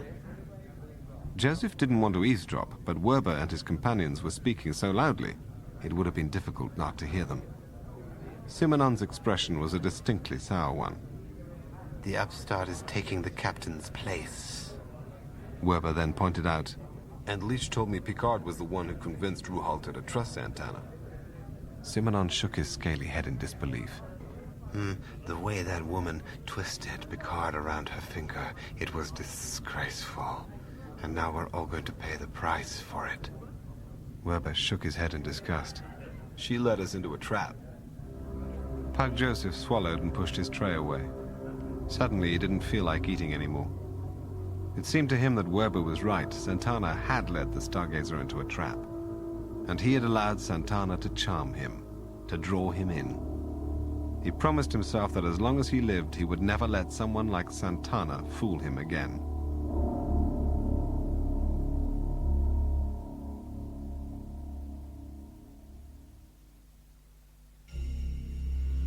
Picard surveyed the personnel seated around the lounge's black oval table, their faces turned to him with varying degrees of expectation. For better or worse, it was his meeting to conduct, his ship and crew to command. I called you here for two reasons. One is to announce that effective immediately, Lieutenant Ben Zoma will assume the post of acting second-in-command. At the same time, Lieutenant Ang will take over Mr. Ben Zoma's duties in the security section. There were nods around the table, though not from Werber, Simonon, or Jomar. No surprise there, Picard thought. Ben Zoma had never been a favorite of Commander Leach or his friends. The second reason for this meeting is the difficult set of circumstances in which we find ourselves. As you all know, we have taken heavy damage to our primary systems. Still, it remains our duty to survive, and to warn the Federation that the Nuyad are every inch the threat of which we were warned. There are two options open to us. We can make a run for the galactic barrier in our diminished condition and hope we don't run into the Nuyad again. Or as an alternative, we can try to find Serenity Santana's colony and seek replacement parts there. A look of disgust and disbelief crossed Werber's face. Are you insane? Picard felt a spurt of anger. You will address me as you would have addressed Captain Ruhalter. Werber went dark with anger. You want the respect accorded a commanding officer, then exercise the judgment of a commanding officer. That Santana woman led us into a trap, Commander. She almost destroyed us. I wouldn't trust anything she told us. Picard glared at the weapons officer. Despite appearances, we do not know for certain that Ms. Santana engaged in any treachery. Jomar spoke without emotion. I agree with Werber. There may never have been any Valiant survivors in the first place, and even if this colony exists, Santana might not have divulged its true coordinates. Paxton, the communications chief, agreed. Even if Santana gave us the right coordinates, her people may not be at all glad to see us. Jomar nodded stiffly. especially if we're right in our assumption that Santana led us into a trap. Simonon hissed. Plus, our technologies may be incompatible, in which case their parts would be useless to us, even assuming they're generous enough to give them away. Picard looked at his staff. Then you're in favor of trying to reach the barrier instead, is that correct? Simonon nodded. It is. Benzoma shook his head. Unfortunately, heading for the barrier may put us in an even worse bind. It's just what the Noyad would expect us to do. Retreat and regroup. For another thing, our shields are in no shape to protect us from the barrier's energies. We would only be creating the kind of supermen that nearly destroyed the Enterprise and the Valiant. Judging from his officers' expressions, they now agreed with Benzoma. Even Weber seemed a trifle less certain of himself than he had been before. But in the final analysis, it was Picard's decision. Like some of you, I prefer the idea of returning to the galactic barrier. However, I do not wish to create any additional threats to the Federation by retreating through the barrier without sufficient shielding. So we're going to try to find the colony that Ms. Santana described, in the hope that it will equip us to eventually make it through the barrier unscathed. Gentlemen, you are dismissed. One by one, his officers and the Kelvin Jomar left the room. Picard leaned back in his chair in the otherwise empty lounge. The die was cast, he told himself. Now he would see if he had made the right choice, or the wrong one.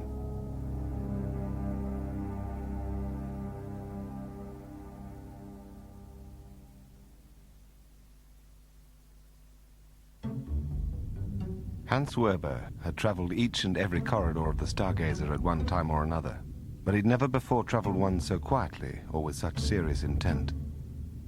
Werber wasn't alone either. He was followed by 3 other officers from his weapons section.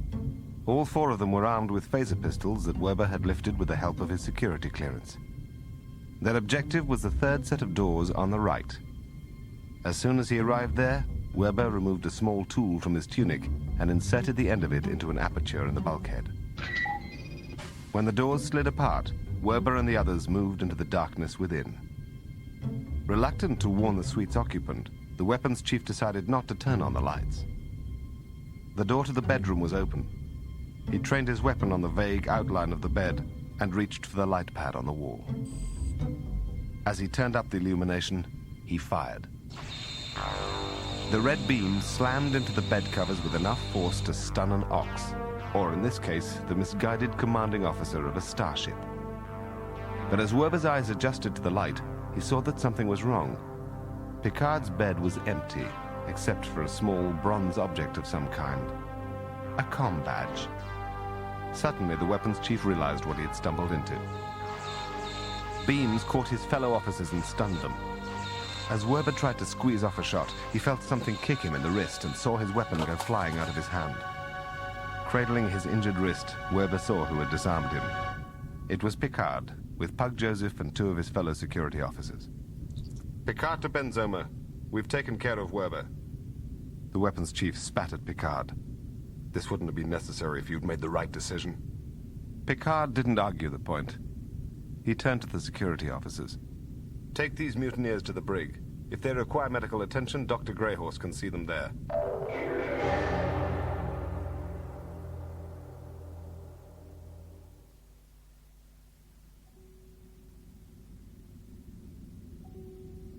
Later, Picard wasn't sure how many times the chimes sounded outside his quarters before he woke enough to acknowledge them. Swinging his legs out of bed, he got to his feet and pulled a robe on. Come. The lizard-like form of Figure Simonon was standing in the corridor outside. The Naelish's eyes were slitted and even more fiery than usual. Are you insane, Picard? I would have to say no. Why do you ask? The engineer waddled up to Picard and glowered at him, nose to snout. Could it have something to do with the way you've treated Werber and half a dozen other officers? Throwing them in the brig just for disagreeing with your decisions? I had Mr. Werber and his friends incarcerated because they invaded my quarters with phasers in their hands and mutiny on their minds. And the mutiny would likely have succeeded had it not been for Lieutenant Vigo in the weapons section, who overheard Werber and 2 of his fellow officers making plans to neutralize me. The Naelish gaped at him, then shook his head. You're lying. If you have any doubts, you can ask one of the security officers who helped capture the conspirators. Figure Simenon looked positively deflated. You know, Picard, it's not in my nature to admit that I'm wrong, but it seems I may have misjudged you. Actually, I may have misjudged you as well. Simenon's eyes narrowed. How so? Frankly, I expected to find you among the mutineers. In their forefront, in fact. I would say we're both capable of jumping to conclusions. The engineer snorted. Apparently. I think I'll slink off now. I've got some friends in the brig who'll no doubt need cheering up. That is, if it's all right with my commanding officer. Picard nodded. Go ahead. Just one request. What's that? Don't slip any of the prisoners a phaser. I don't think the guards I've posted would appreciate it. Simenon chuckled. You have my word. Then, dragging his scaly tail behind him, he left Picard's quarters.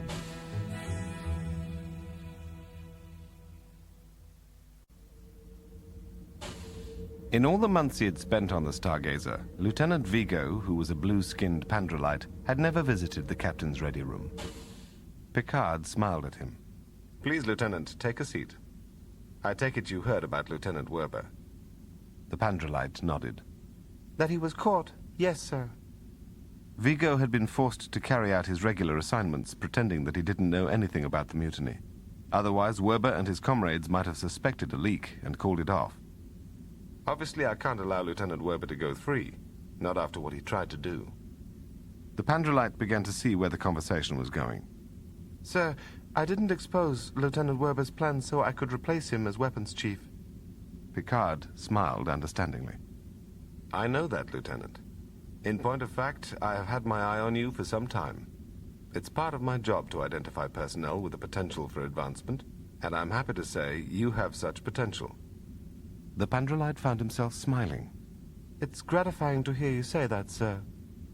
Then you'll accept a promotion to weapons chief? Vigo's conscience was clear. Under the circumstances, how could he refuse? I will. Thank you, sir. As Vigo left the lounge, he felt a little dazed. But more than that, he felt vindicated. He had acted honorably.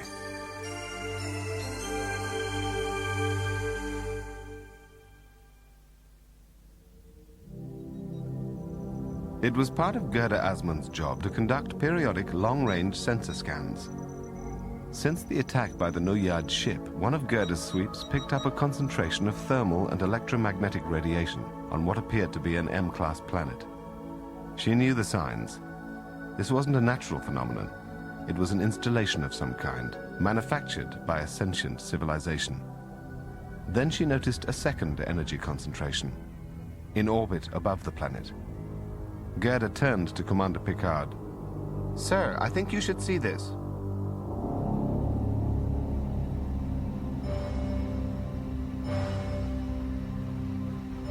All too soon, Picard again found himself addressing a lounge full of officers. It wasn't Werber's mutiny that had spurred this meeting. It was something a good deal more ominous. Picard leaned forward in his chair. I called you here to apprise you of our most recent long-range sensor report. First, the good news. It seems the colony described by Serenity Santana exists after all. Furthermore, it is located at the coordinates with which she provided us. Jomar's pale blue eyes narrowed. And how long will it take us to reach this colony? Approximately 9 days. But the bad news is that there is a ship in orbit around Santana's colony. We believe it is a Nuyad vessel. He could feel the air in the lounge turning sour as his news sank in. The Stargazer was in no shape to endure another battle with a Nuyad. Clearly we need a plan. Jomar shook his head scornfully. What we need, Commander, are weapons, and we have very few of those. Vigo interjected. Then we'll make some. The Kelvin turned to him. Out of what, if I may ask? Picard looked around the table. Well, that is a question. In 5 days we will reach Ms. Santana's colony. If by that time we cannot come up with a way to neutralize the Nuyard presence there, we will have failed in our duty to the Federation. And I, for one, will not accept such an outcome. Then Vigo spoke up again, his blue brow furrowed with concentration. I think I have an idea, sir. The Pandrolite described what he had in mind.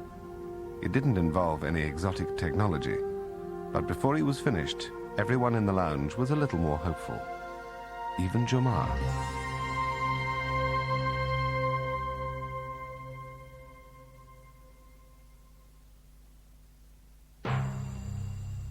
Picard stood in front of the captain's chair and gazed at the forward view screen, where he could clearly see a Nuyard vessel in orbit around a blue, green, and white planet. The enemy ship looked exactly like the first one they had encountered. It was immense, flat, diamond-shaped, and more than likely equipped with the same powerful Vidrion cannons that had inflicted so much punishment on the Stargazer already. Picard turned to Vigo, who was sitting in Werber's spot behind the weapons console. "Are the shuttles ready?"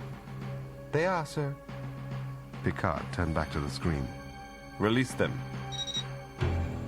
If the Nuyard vessel had picked up the Stargazer on her sensors, she wasn't giving the least indication of it. She was just sitting there in orbit around Santana's planet, looking like a large, deadly blade. Abruptly, a handful of smaller craft invaded the screen from its bottom edge. 8 remote-controlled Starfleet shuttles hurtling through the void at full impulse. Each of the shuttles carried an antimatter payload big enough to punch a hole in the Nuyard vessel's shields.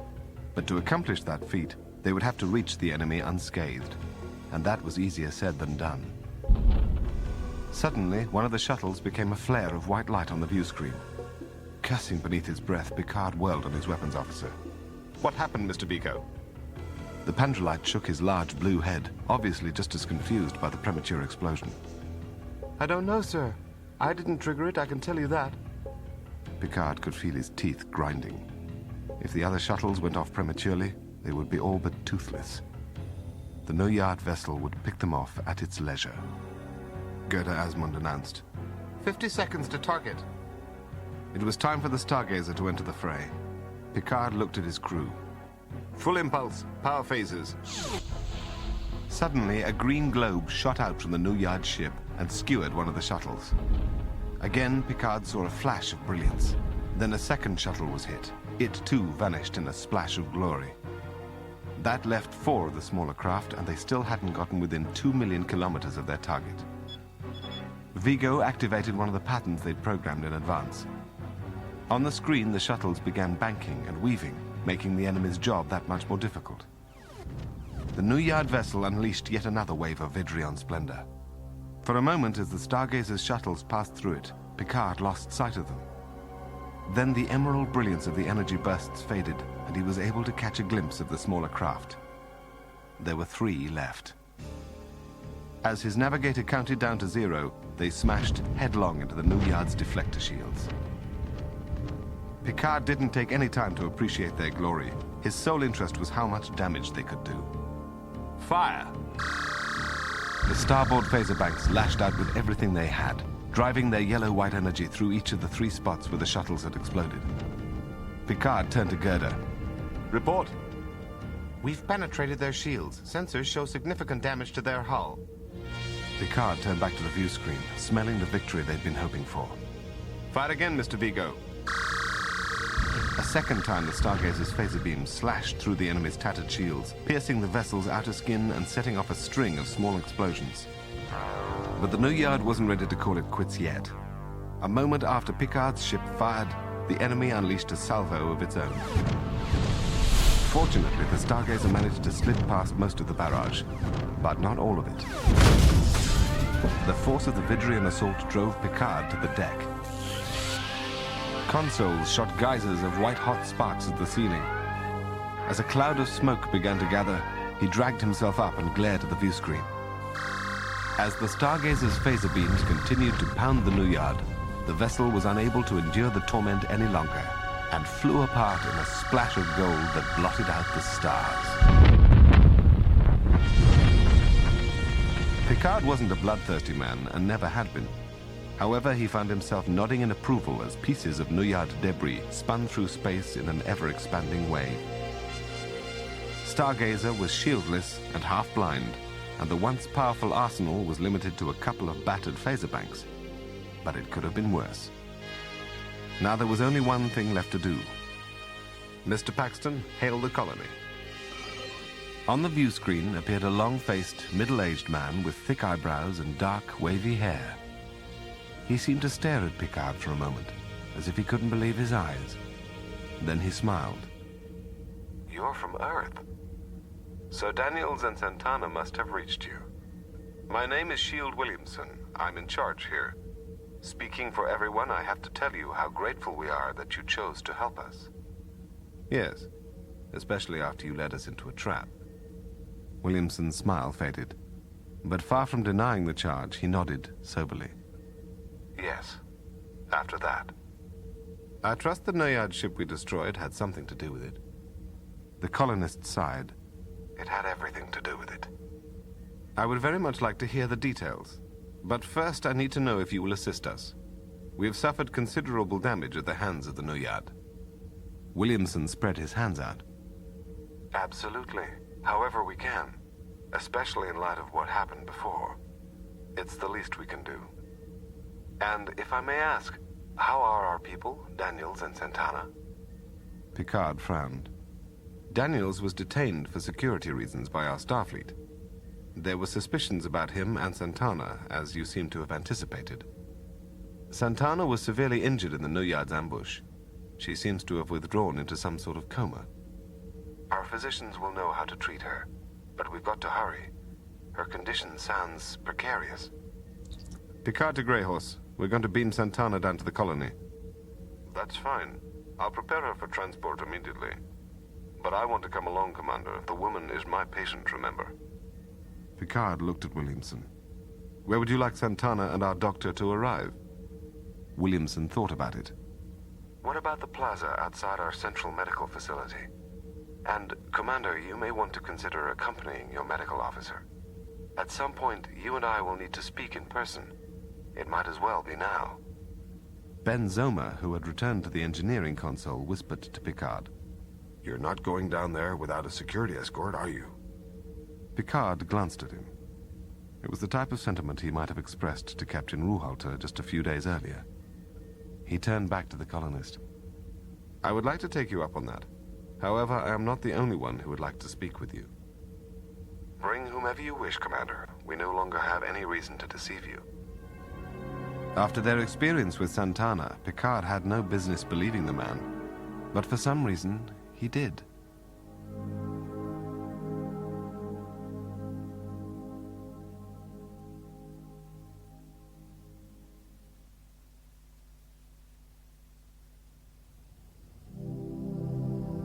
Evening had already fallen on the colonists' world when Jean-Luc Picard and his entourage beamed down from the Stargazer. Picard could have accompanied Greyhorse and Santana to the medical facility. However, he had accepted Shield Williamson's invitation to meet him in his offices. Picard was instantly pleased that he had made that choice. Looking out from a semicircular balcony, he found himself gazing at the most impressive city he had ever seen. It was sleek, elegant, magnificent in scale. A titanic landscape of 100-story-high buildings with proud, round shoulders and breathtaking, sky-spanning footbridges cast in soft pinks and yellows by an abundance of tethered, softly glowing globes. Hovercars of different sizes and shapes sailed effortlessly through the spired landscape, looking like graceful, exotic fish in the depths of an alien ocean. Picard turned and saw their host approaching them through a wide, arched set of sliding doors. In person, Williamson was considerably taller than he appeared on the view screen. He was also alone, a clear demonstration of trust. Welcome to Magnia, Commander. He led Picard and his men to his offices, which were expansive, with rounded, pastel-colored furniture. An entire wall was full of oval monitors. Each screen showed a repair effort in a particular part of the city. Picard looked at their host. Your defenses, I take it? Yes. I dispatched teams to our shield generators as soon as I knew that the Noyad were gone. Unfortunately, they're not gone for good. The Noyad are eventually going to figure out what happened to their ship, and when they do, they'll be merciless. Picard had no doubt of it. I'm of the mind that Magnia and the Stargazer can help each other out of this predicament. Mainly, we're in need of parts to replace those the Nuyad destroyed. Though I realize your technologies and ours may have developed along different lines, I'm hopeful that you either have the necessary parts on hand or can manufacture them for us. The colonist shrugged. I would be glad to have my engineers take a look at the specifications. Picard glanced at the oval screens. In return, we will see what we can do to expedite your repair schedule. Benzoma, who had accompanied Picard, interrupted. Are you familiar with the Kelvins? Unexpectedly, Williamson's expression soured. I am. Why do you ask? We have a Kelvin on board, an engineer named Jomar, who seems to know Nuyad tactical systems pretty well. You may want to consult with him. The colonist frowned. Those few Kelvins we've met have been arrogant and untrustworthy in their dealings with us. Picard smiled. Jomar can be arrogant at times. On the other hand, he's absolutely dedicated to stopping the Nuyad from invading the Federation. If I were you, I would take advantage of that dedication. Williamson thought for a moment, then nodded. All right, we'll welcome this Jomar. Good, but before we work out the details, I would like to know more about the Nuyad's interest in your world. Why did they bother to come here? Williamson smiled ruefully. Actually, it was your Federation's fault. A short time ago, the Nuyad got wind of your existence, apparently from a species that routinely crosses the galactic barrier. They're known as the Liharon. Their main business is information. Once the Nuyad knew something about the Federation, they couldn't help seeing it as a potential conquest. But before they could launch a military offensive on the other side of the barrier, they needed to know more about your defensive capabilities. When the Nuyad discovered we shared a common history with Federation humans, they thought that if we sent a plea for help to the Federation, it would likely be answered. Mind you, none of us wanted to cooperate with them. We had no desire to be part of their plans for conquest. However, we had little choice in the matter. Benzoma voiced the reason. Because the Nuyad had taken your world hostage. Yes. They selected Daniels and Santana on the basis of intelligence and resourcefulness. They were to visit Federation territory and lure a Starfleet vessel out past the barrier. The alternative to cooperation was to see their families and friends tortured to death. Picard couldn't help sympathizing with Santana's plight. Had he been given the same choice by the Nuyad, he would have had a difficult time deciding which road to take. I would like to return to my ship now and put together the engineering teams that will help you. The plan seemed like an arrangement from which both sides could only benefit. Picard hoped that it would actually work out that way.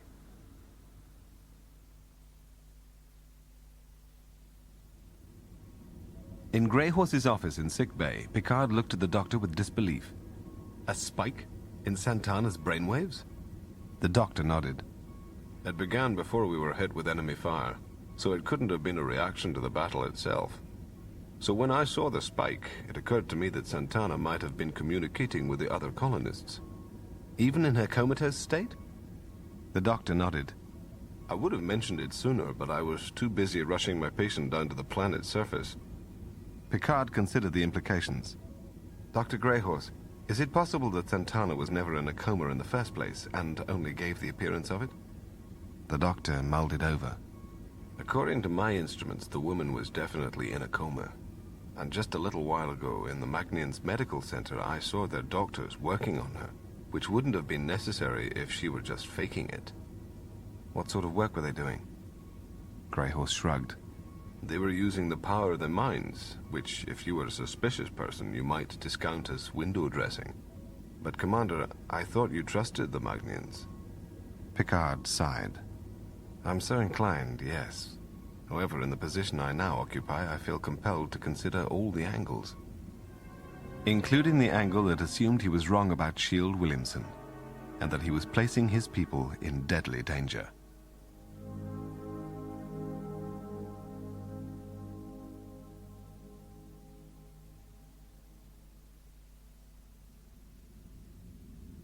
Second Officer's Log Supplemental. Despite the questions that have been raised concerning the Magnians in general and Serenity Santana in particular, I'm still willing to trust them. Even as I speak, the colonists are manufacturing critical replacement parts for our propulsion system, phaser banks, and shield generators. In exchange, we're applying our own expertise to the rebuilding of the several deflector stations that form a perimeter around Magnia, making those installations even more effective than before. I'm on my way to the planet's surface to see how the work is progressing.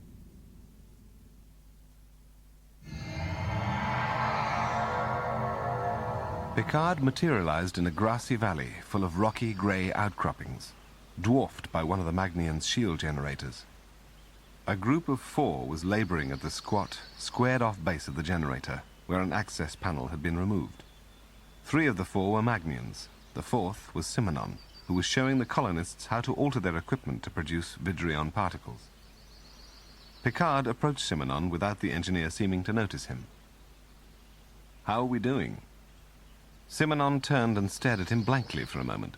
Then he held up a scaly hand as if asking for Picard's forbearance, closed his eyes, and concentrated on something.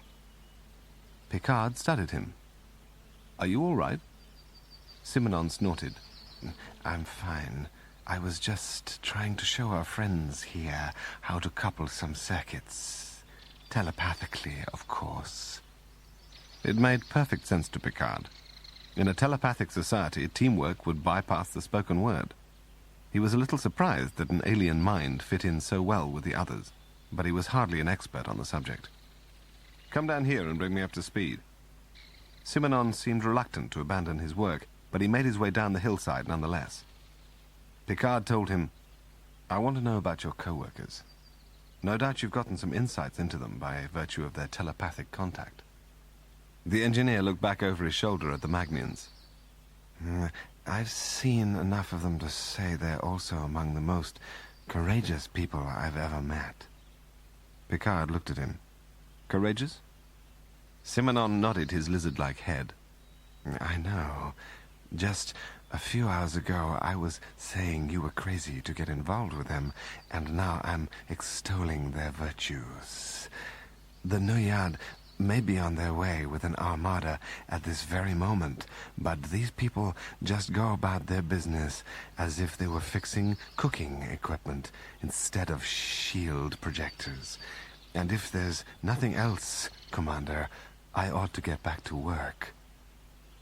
As Picard watched the engineer climb the hillside, he had to wonder, was his crew really in danger of being influenced by the colonists? Picard here. "This is Ben Zoma, Commander.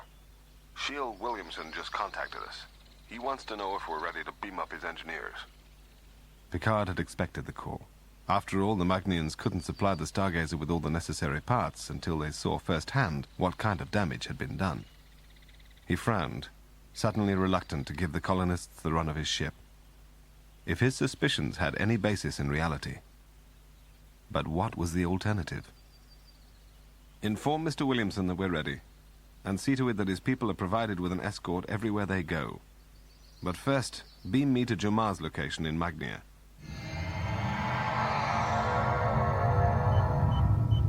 Picard looked around the chamber into which he had materialized. It was buried deep in the heart of Magnia, and was the location from which the city's half-dozen shield generators were operated. In the center of the chamber was a steel-blue hexagonal control device that was twice Picard's height. Each of its 6 sides featured an oval screen, a keypad, and a sleek, attached chair. 5 of the chairs were occupied by Magnians. The 6th was occupied by an equally human-looking figure, though his loose-fitting black togs and unruly red hair marked him as Jomar. Picard approached him. "Jomar, I came to see how your work is proceeding. Reports indicate it's going more slowly than expected." Jomar frowned ever so slightly. "It proceeds as it proceeds. There is no problem." Picard considered the Kelvin a moment longer as Jomar went about his labors. Something was wrong. Every now and then a Magnian would frown in the alien's direction. A familiar voice called to him. "Commander?" Then he realized it wasn't a voice at all. It was just a word in his head, planted telepathically. Turning, Picard saw Serenity Santana come through the control chamber's only doorway. The colonist was as beautiful as when he first saw her. Her eyes crinkled at the corners as she looked into his. It seemed to Picard that the woman was skimming the surface of his mind. You're surprised to see me. I am. Apparently your people's medical techniques are even more formidable than I was led to believe. To an outsider, I can see how they would appear that way. She looked away, as if thinking, then looked at him again. I owe you an apology, don't I? Picard shook his head. Mr. Williamson has made your apologies for you. He spoke of the pressures the Noyad placed on you and Daniels. The woman looked relieved. Then you see, I had no choice. I had to do as the Noyad demanded. So it would seem. Santana studied him a little longer, then she smiled wistfully. You know, I thought we had the makings of an intriguing friendship. I hope what happened doesn't make that impossible. I will try to keep an open mind. The woman sighed. Under the circumstances, I suppose that's the best answer I can hope to get. Picard didn't know what to say to that, but he didn't have to say anything at all, because at that moment an argument was breaking out on the other side of the shield control device. Are you out of your mind? Insulting me will not mask your ineptitude. The second voice was Jamar's. Circumnavigating the control device, Picard saw what the dispute was about. The Kelvin was tapping away at one of the colonists' keypads, erasing work that had already been done. If you cannot follow directions properly, do not participate in this activity. The Magnian in question, a dark-haired man who had been introduced to Picard as Brentano, looked around angrily at his fellow technicians. Did you see what he did to my screen? He's insane! Brentano took a couple of steps towards the Kelvin. You just wrecked half a day's work! Perhaps it was half a day's work, but it was not half a day's progress. The colonist planted a finger in Jamar's chest. You think you know everything, don't you, you slimy, tentacled son of a...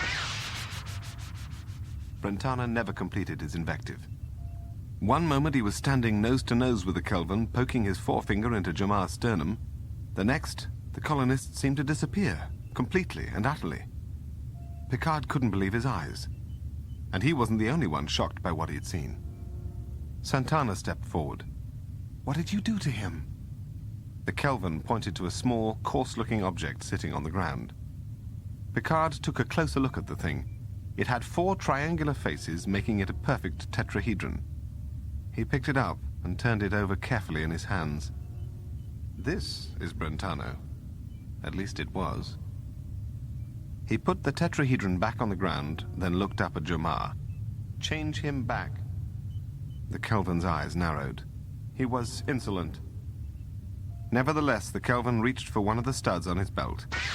A moment later, as if by magic, Brentano was standing in front of them again, looking a trifle dazed, but otherwise unharmed. Santana glared at Jamar with unconcealed animosity. Picard tried to reassure her. A misunderstanding, nothing more. Nor is it likely to happen again. He glanced at Jamar, and the Kelvin shrugged. It will not happen again. Nonetheless, the damage had been done.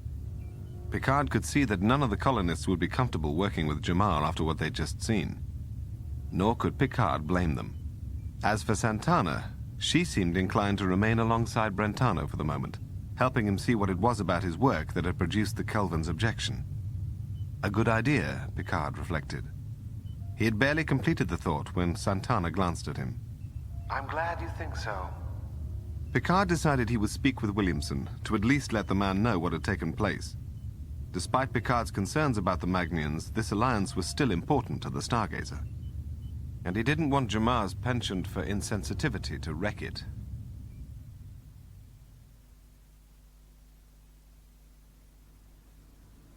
Picard watched Shield Williamson's reaction from across a large and ornate wooden desk. With luck, what the Kelvin did was an isolated incident. Then Williamson sat back in his chair. Actually, Commander, I'm glad you're here. My engineers see an opportunity to not only repair your equipment, but to modify it. Much as your people are modifying our shield technology to make use of the Kelvin's Vidrion particles. Which systems are we talking about? Sensors and tractors. However, for these modifications to be of any utility, you'll require Magnian operators. And from what I gather, you're already uncomfortable with our presence aboard your ship. Picard was surprised by the remark, and they both fell silent for a moment before Williamson continued. Consider this, Commander. We're operating on faith as much as you are. Once we help you repair your warp drive and your weapon systems, what's to keep you from taking off for Federation space and leaving us to defend ourselves against the Noyad? Picard frowned. Which could be why you want to place some of your people on the Stargazer, to keep us from reneging on our bargain when the attack comes. The Magnian's eyes narrowed. Touché. But if there's some way I can convince you we mean only good. Unfortunately, Picard couldn't think of one. Williamson, I just don't have the luxury of trusting you. The colonist smiled a little sadly. Does that mean you're turning down our offer? Picard took a moment to weigh the benefits against the risks, and made his decision. In the interest of defending Magnia as well as the Stargazer, I'll accept your operators. Williamson nodded. You've made the right choice, Commander. Picard certainly hoped so.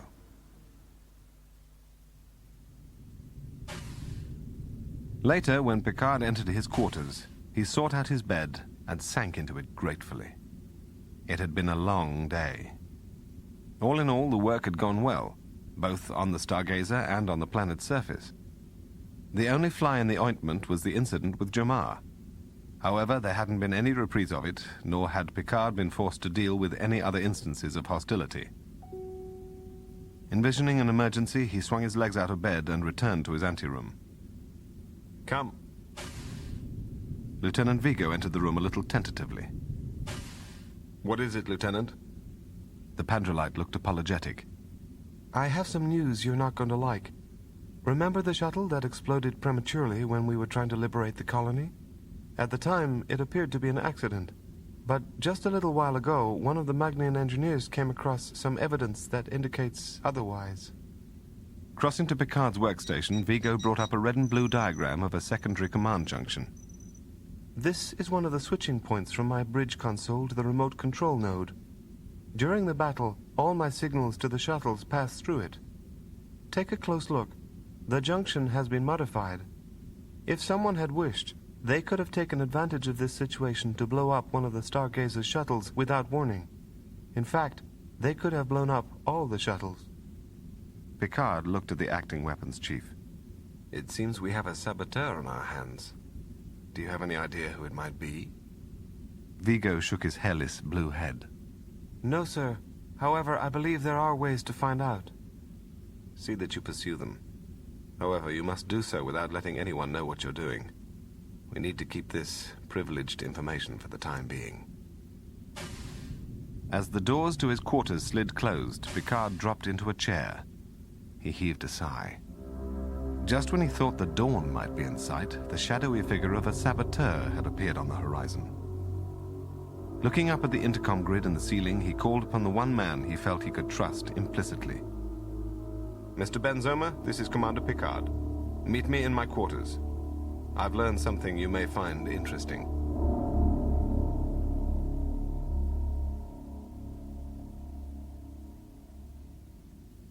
A short time later, Gilad Benzoma sat back in his chair and considered the problem with which his friend had presented him. Finally, he spoke. There were only 2 unknown quantities on the ship when we came up with the notion of using shuttles as tactical weapons. One of them was Jamar, the other was Serenity Santana. Miss Santana was unconscious. True, but do you remember what Dr. Greyhorse told you about her brain activity? How it remained elevated even when she was unconscious? For all we know, she could have been manipulating someone in order to sabotage that shuttle. On the other hand, what could she have gained by blowing up the shuttle? Picard sighed. The same as Jamar. Nothing. Except possibly the sacrifice of their own lives. We're lacking a motive. Benzoma looked at him. Then we need to keep tabs on them around the clock. Follow their every move until they slip up. I'll volunteer to hound Jamar, and I'll send Pug down to hound Santana. After the way she humiliated him, he'll be that much more determined to catch her red-handed. Picard took a deep breath. We need to unmask this saboteur, and quickly. Otherwise, there is no telling when a key system might betray us. Repairs or no repairs.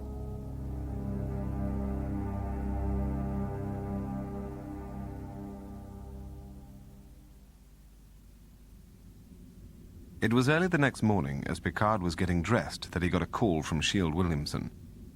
Commander, how do you feel about having Serenity Santana board your ship again? Picard looked at the colonist. For what reason? One of the technicians we plan to send up isn't feeling well. Santana is the only other Magnian who's qualified to do the job.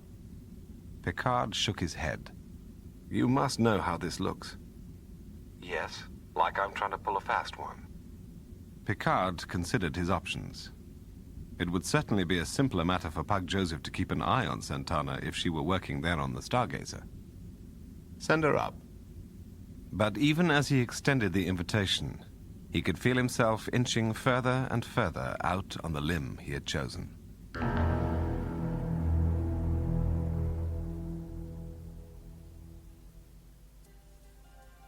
Second Officer's Log Supplemental. At last we are ready. Magnia's defenses have been fully resurrected, and thanks to Jamar, they should be in a better position to withstand the Nuyad now that their shields will be laced with Vidrion particles. The Stargazer systems have been restored as well, from our warp drive to our deflector grid. What's more, the colonists have made use of their technical expertise and their inborn talents to provide us with a couple of tools we didn't have before: improved sensor and tractor functions. Unfortunately, we have made no discernible progress in our search for a saboteur, but we remain hopeful.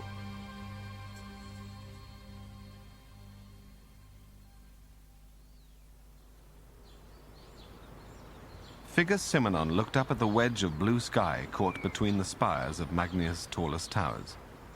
He couldn't see the Stargazer, but then he hadn't expected to. It was what he'd been waiting for. Simonon here. This is Commander Picard. I'm taking us out of orbit. Acknowledged. The Naelish stared at the sky a little longer. Then he turned to cross the plaza to the elegant pink building that housed the SHIELD control center, where he and the Magnian technicians would bide their time until the enemy arrived.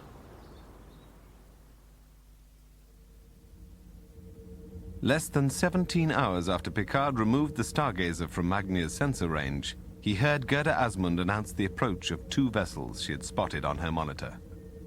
Can you give me a visual? Gerda worked for a moment. Then the screen filled with the sight of 2 Nuyad vessels, both of them as big and powerful as the ones Picard had seen earlier. Obviously, the enemy believed they would be more than enough to put down the Stargazer. Red alert. All hands to battle stations. Raise shields and power up phasers. This was the test of all their hard work. They would either turn the Nuyad back or be destroyed in the attempt. Any sign that they see us? Gerda's hands darted over her control panel. None, sir. They're heading straight for the colony. Picard couldn't help thinking of Simonon, whom he had left to help defend Magnia. He hoped that he and the engineer would both be around to congratulate each other when the battle was over. In the SHIELD control center on Magnia, Simonon tracked the 2 yellow blips on his black sensor screen. Shield Williamson had taken up a position behind the Naelish. Target phasers. On Simonon's screen, one of the yellow blips unleashed a series of green energy bursts. Simonon watched the blips get closer. Again they fired their Vidrion cannons, and this time he thought he could feel a little tremor in the floor beneath him. One of the Magnians looked up from his screen. Shields down to 72%. Williamson's voice ripped through the chamber. Fire! On Simonon's monitor, a half-dozen red phaser beams reached out and pummeled the enemy vessels. Inwardly, the Naelish cheered. After all, he had personally helped increase the force of those beams. Of course, none of them expected to win this battle from the ground. If the Magnians were going to prevail, their allies in the heavens would have to take the lead. Just as the engineer thought that, he saw a third blip enter the picture. He announced with a certain amount of pride, "The Stargazer has arrived." Picard eyed the bright diamond-shaped ships on his view screen. Fire! The Stargazer's phasers stabbed at the enemy vessels, wreaking havoc with their shields. What's more, the Magnian sensor enhancements allowed each beam to find its precise target. Finally, the Nuyad must have realized that something new had been added to the mix. Both ships peeled away, resorting to evasive maneuvers. Stay on them. Get a lock on their aft shield generators and fire. Unfortunately, they could dog only one vessel at a time. Picard turned to his navigator. Where is the other one? Bearing 252 Mark 6, but it's got its hands full with what the Magnians are throwing at it. Picard nodded, satisfied with the way the battle was going. It was just the way they'd planned it. Suddenly, Gerda swiveled in her chair, her eyes wide with surprise and anger. Shields are down. Picard didn't understand. We haven't even been hit. Nonetheless, shields are down. Picard cursed under his breath. Fall back. As if the Nuyard had sensed the Stargazer's untimely vulnerability, the enemy vessel wheeled and came after her. Picard looked on helplessly as the Nuyard's cannons belched Vidrion fury. A moment later, the deck slid out from under Picard and sparks shot across the bridge. No, Picard thought. This cannot be happening. Hadn't the enemy been at a distinct tactical disadvantage? And hadn't they just reconstructed the Stargazer's deflector grid unit by unit? How could it have failed again so quickly? Abruptly, a chill climbed the rungs of Picard's spine. The saboteur was the only explanation. The Stargazer wheeled to starboard. As the helm officer sent them spiraling out of harm's way, Picard tried to take stock of his options. Shields or no shields, he told himself, he had to create an opportunity to strike back. Then Vigo called out the best thing Picard could have hoped to hear. I've got the shields back online, sir. Picard turned to the view screen. The Nuyard vessel was bearing down on them, expecting to finish them off. With the Stargazer's shields restored, Picard had all his options in front of him again, and he knew which one he wanted to use. Divert power to tractor beam. Target a point on their shields in line with their main emitter. Normally, a tractor beam was useless against an enemy's shields. However, this wasn't just any tractor beam. It was one that had the minds of more than a dozen Magnians to strengthen and manipulate it. Ready phasers and photon torpedoes. Even as he gave the order, he saw the enemy release a volley of bright green Vidrion packets. They tore into the Stargazer with all their savage, disruptive force. But Jomar's Vidrion-laced deflectors seemed to hold against the Nuyard assault, keeping its destructive potential at arm's length. Engage tractor. Gerda did as she was told, and used the ghostly beam to punch a hole through the enemy's shields. Seeing the aperture, Picard smiled a grim smile and glanced at Vigo. Fire! Instantly, the weapons chief drove his phaser beams through the gap created by the tractor beam, piercing the outer skin of the Nuyard ship. Then he followed up with a couple of photon torpedoes. The torpedoes entered the enemy vessel and vented their matter-antimatter payload in a massive outpouring of yellow-white splendor. Even if he'd wanted to watch the resulting debris spin off into space, Picard didn't have the time. He had to turn his attention to his other adversary. Engage tractor beam and fire. The diamond shape didn't stand a chance.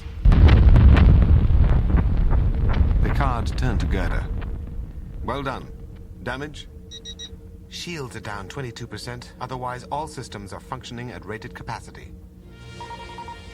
Paxton turned to Picard from his communications console. Sir, Mr. Williamson is hailing us from the surface. A moment later, the Magnian's visage appeared. Tell me our instruments are accurate, Commander. The Nuyard? Picard smiled. They've been destroyed. Williamson looked relieved. And the Stargazer? Not a scratch. Picard glanced at Vigo, recalling their momentary shield failure, and contemplated the danger in which it had placed them. If the weapons chief hadn't managed to get the deflectors back online, things could have been much worse.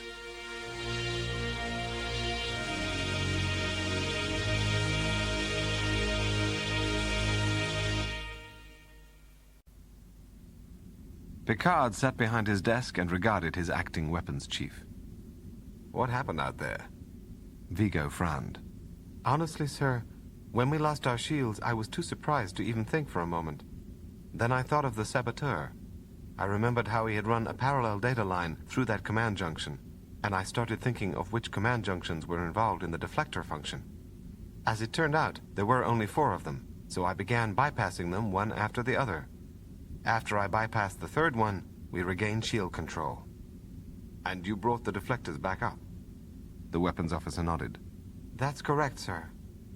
Picard sat back in his chair. If not for you, Lieutenant, our encounter with the Nuyard might have had a very different conclusion. Vigo looked a little embarrassed. I was glad to be of help, sir. You can be of further help. I want you to examine this altered shield command junction. See if you can glean anything from it, then report back to me. But the Pandrolite didn't get up from his chair right away. Begging your pardon, sir, but are we going to return to the Federation with the saboteur on board?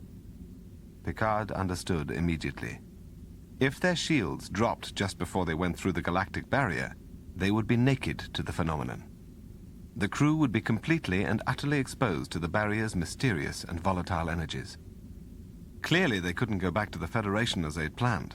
Not yet, anyway. First, they would have to identify and neutralize the saboteur, then scour the ship for lingering signs of his or her handiwork. Picard nodded to Vigo. I will find the saboteur. I don't yet know how, but I will do it.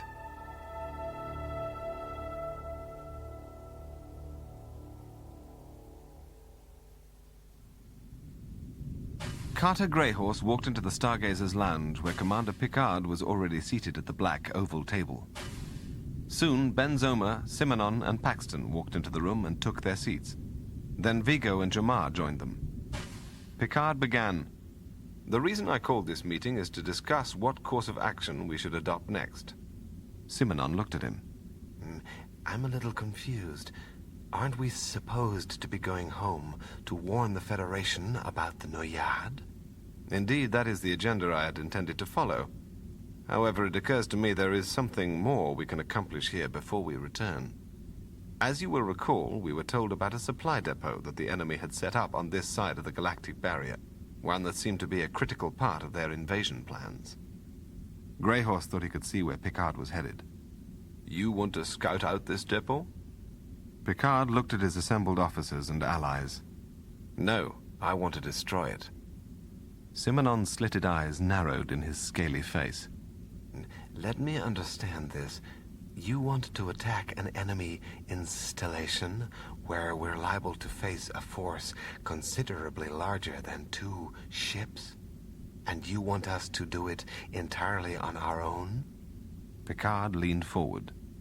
I want to take the Nuyard by surprise, and they won't be expecting a countermaneuver so soon after their assault on Magnia. On the other hand, if we adopt to alert the Federation and watch them put together a task force, the Nuyard will have had time to increase the strength of their defenses. Vigo nodded in agreement. The elimination of the depot is a worthwhile goal, one worth taking a risk to achieve. Exactly right. We can vastly improve Starfleet's tactical position, giving command the time it needs to prepare for an invasion, or perhaps even head it off. Simonon shook his head stubbornly. I'll grant you the Magnians give us an edge in the fight, and so do Jamar's Vidrion-laced shields, but it's not that big an edge. Thank you for your input. Simonon's ruby eyes gleamed. But what are you going to do? Picard looked at him. I have not been swayed from my original inclination. We will break orbit and head for the depot as soon as I can coordinate the details with Mr. Williamson. You are all dismissed. As Greyhorse pushed his chair back and got up, he couldn't help wishing that Picard had some secret weapon he hadn't informed them of.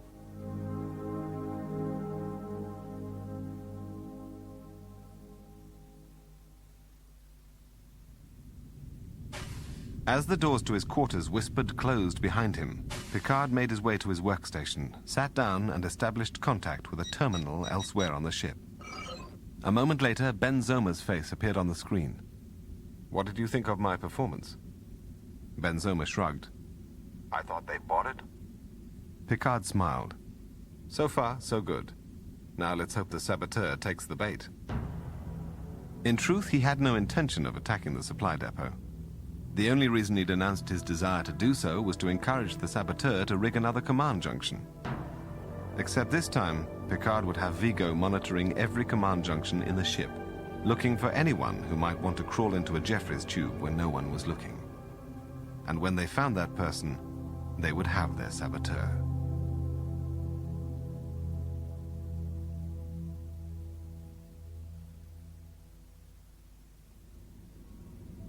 Greyhorse sat at his desk and tried to focus on the results of his psilocyanine research. When the medical officer had returned from Magnia, he hadn't had the option of burying himself in patient care any longer, and his growing preoccupation with Gerda Asmund had threatened to take him over, to paralyze him in a duranium straitjacket of despair. Despair because he had no chance with her. She was vibrant, vigorous, full of life, and he was not. So in the absence of an urgent need for his medical skills, Greyhorse had come up with another project in which to immerse himself. A project he had begun even before he saw Gerda in the gym. He had renewed his interest in the creation of synthetic psilocyanine. But try as he might, he couldn't keep his mind on it. He was still thinking about Gerda. The doctor wondered what she thought about the idea of their going into battle again. Was the Klingon in her looking forward to the challenge? The only battle he had ever won was on a chessboard, back in medical school. The doctor's eyes were drawn to the series of molecules represented on his computer screen, each of which played a part in the creation of psilocyanine. If he had been born with such a neurotransmitter in his brain, he might have been a mind reader. The medical officer studied the screen again. If he had been born with such a neurotransmitter... Greyhorse's heart was pounding. He had to speak with Commander Picard, and he had to do it quickly. Picard gazed across the captain's desk at the hulking, stony-featured form of Carter Greyhorse, who was leaning forward in his chair. Commander, ever since we left Earth, I've been attempting to duplicate the work of a Betazoid scientist named Relenios. Picard nodded. I've heard of him. Greyhorse looked at him, surprised. You have? The commander smiled. I do have other interests beside beating the tar out of hostile aliens, Doctor. As I recall, Tyran Relenios was synthesizing the neurotransmitter that gave Betazoids their... He stopped himself in mid-sentence. You've synthesized psilocyanine? The doctor's dark eyes were bright beneath his jutting brow. Yes. You see how important this substance might be to us. Picard nodded. Indeed. In a human being, the neurotransmitter might create a fleeting capacity for telepathic communication. But in a mind already developed along such lines, a mind like a Magnian's... Then something occurred to him. There's a danger here, Doctor. That the psilocyanine might trigger a reaction in the colonists' brains? That they might develop even greater powers, along with the personality aberrations experienced by Gary Mitchell? Picard regarded him. You don't seem especially concerned. I am concerned. However, I made a study of Serenity Santana's neurological profile before I came to see you. And on a preliminary basis, at least, I would have to say that there isn't anything to worry about. But we need to begin as quickly as possible. Picard agreed. As quickly as we can find a Magnian who will agree to be your guinea pig. The doctor looked unperturbed. Leave that to me. Picard knew that they were about to go where no human scientist had gone before. He just hoped they wouldn't end up regretting it.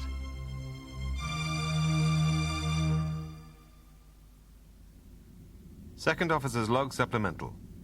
I've discussed Dr. Greyhorse's idea with Mr. Ben Zomer, the only other officer on this ship who knows every facet of my mind in these complicated times. I'm now suggesting we actually go through with the assault, providing the doctor's clinical studies pan out. One thing is clear to me. Since we are going to attack the depot, we need to put our saboteur problem behind us. Pug Joseph stood at the entrance to sick bay's triage area and watched Greyhorse press a hyperspray full of psilocyanine against Serenity Santana's naked arm. As far as the security officer was concerned, it was insanity.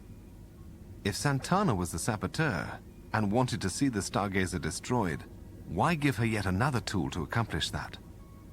But then he told himself if they didn't subject Santana to the same tests as the other Magnians on board, she might catch on to their suspicions about her, and Commander Picard didn't want that. Besides, there were precautions in place. For one thing, Greyhorse was introducing his synthetic neurotransmitter gradually, bit by tiny bit. For another, Joseph and a half a dozen of his fellow security officers were on hand in case anything went awry. Santana stole a glance at him. She knew he was here, of course, and she knew also that he still didn't trust her.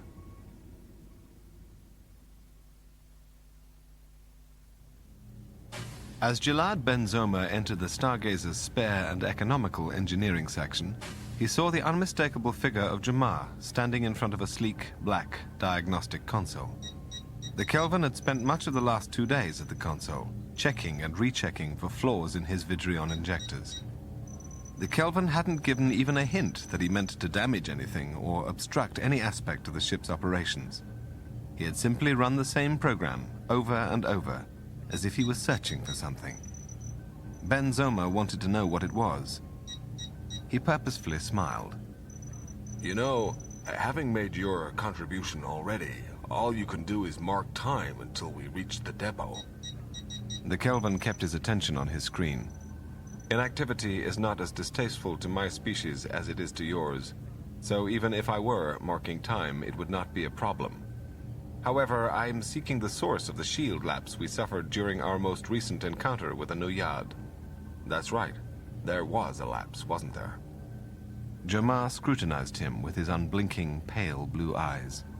Despite your casual reference to the recent shield failure, I believe it was of grave concern to you and Commander Picard. The fact that you have not asked my advice in the matter, nor made any public efforts to keep it from happening again, tells me that you may suspect me of having caused it. Ben Zoma laughed. You got quite an imagination. Do I? Let me put your mind to rest. I did not tamper with your shields. Your time would be better spent spying on Serenity Santana and her fellow colonists.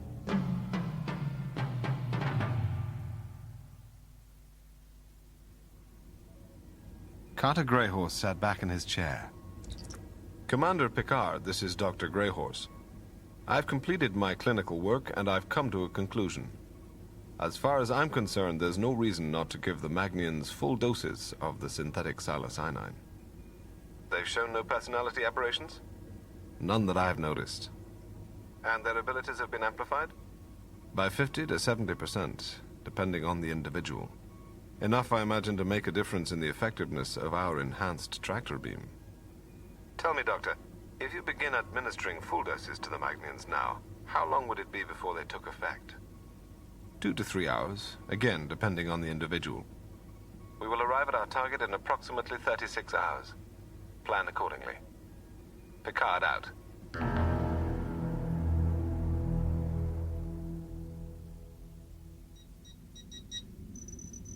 Lieutenant Vigo was sitting at the computer terminal in his quarters, running yet another time-consuming scan of the ship's myriad command junctions, when he heard his name called over the intercom system. The voice was Commander Picard's. Having heard it every few hours for the last couple of days, the Pandrolite would quite likely have recognized it in his sleep. Anything, Lieutenant? Nothing at all, sir. I haven't seen even a hint of impropriety. If anything does come up, I'll contact you immediately. Pug Joseph was standing just inside the entrance to the engineering support room on Deck 26, watching Serenity Santana and her fellow colonists gather in a semicircle and exert their influence on the Stargazer's dorsal tractor node. Not that the security officer could actually see the Magnians doing anything. After all, they were working solely with the power of their minds, their collective energy amplified by the neurotransmitter Dr. Greyhorse had concocted for them. The only visible evidence of the colonists' efforts was the flock of triangular, palm-sized devices they had attached to the tractor node days earlier. The things were humming softly to themselves and throbbing with a bright yellow light. It frustrated Joseph that the Magnians' activities were so foreign to him, so difficult to monitor. How was he supposed to keep an eye on Santana if he couldn't tell what she was really doing? How did he know she was gearing up for the battle ahead and not plotting with her friends to cripple the ship? The answer, of course, was he didn't. Suddenly, Santana turned away from the tractor node and looked back over her shoulder at him. The expression on her face, one of anxiety, made the security officer wonder what the woman was up to. He heard her voice in his head. Park, something's wrong. We can sense someone tampering with the command junction. Joseph looked at her, wary of a trick. Who's doing it? Santana didn't answer right away, and she made a single word materialize in his brain. Jamar. The security officer walked over to the nearest console and tapped into the Stargazer's internal sensor net. However, there was no indication of any tampering, and Jamar apparently was in his quarters. He turned back to Santana, wondering what she was trying to pull this time. No one is anywhere near Command Junction. She looked up at Joseph. Damn it, I can feel him. Reacting to the woman's display of emotion, he put his hand on the phaser pistol dangling at his hip. I'll have someone check Jamar's quarters. Her dark eyes filled with dread. No, by then it'll be too late. The security officer drew his phaser, leery of what Santana could do with the doctor's neurotransmitter flowing in her veins. Move back. She looked at his weapon, then at him again. You don't understand. Then something happened. Joseph wasn't sure what. He seemed to lose control of his limbs, his body becoming a heavy and unresponsive mass of flesh. The phaser fell from his limp, paralyzed hand and hit the deck. And a moment later, the security officer joined it, his mind spiraling down into darkness.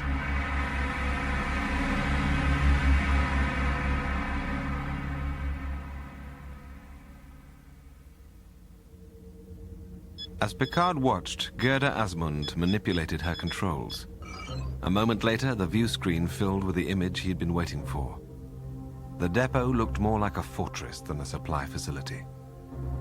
As prodigious as the enemy's fighting ships were, the depot was bigger and better armed by a factor of at least 10. It was perhaps the truest symbol of Nuyard pride they had seen yet. Suddenly, an alert light on the captain's armrest began blinking red. Noticing it, Picard touched the pad beside it. Mr. Vigo. Aye, sir. I've got a problem in the phaser line. Command Junction 28, accessible from Deck 10. Picard straightened and glanced at Ben Zoma. Let's go. Together, they entered the turbolift and punched in a destination. Then they removed the phasers they had hidden in their tunics. When the lift stopped at Deck 10, they got out and ran down the corridor. Before long, they came to a ladder and a round door that would give them access to the network of Jeffries that permeated the ship. Picard went up the ladder first, pulled open the door, and crawled into the tube. As Ben Zoma had promised, he wasn't far behind. After they came to the first intersection, they heard the clatter of a violent confrontation. They looked in every direction. Ben Zoma finally spotted it. There. Picard saw two combatants. One appeared to be Santana. The other was a dark, many-tentacled thing that could only have been Jamar in his natural state. The colonist was trying to hold the Kelvin off with her arms, the way any human might try to hold off something big and monstrous, and not having much luck. But to Picard's surprise and dismay, she was also launching a series of tiny, pink lightning bolts at her adversary. The Kelvin recoiled wherever the tiny lightning struck, but the rest of him remained unaffected. Flinging one slimy limb after another at his target, he tried to envelop her, to crush her in his powerful embrace. Ben Zoma swore beneath his breath. For heaven's sake, Jean-Luc, we've got to do something. Picard nodded. But to whom? Clearly one of the combatants was the saboteur they'd been looking for, but the other was an innocent bystander at worst, and at best a hero who had risked life and limb.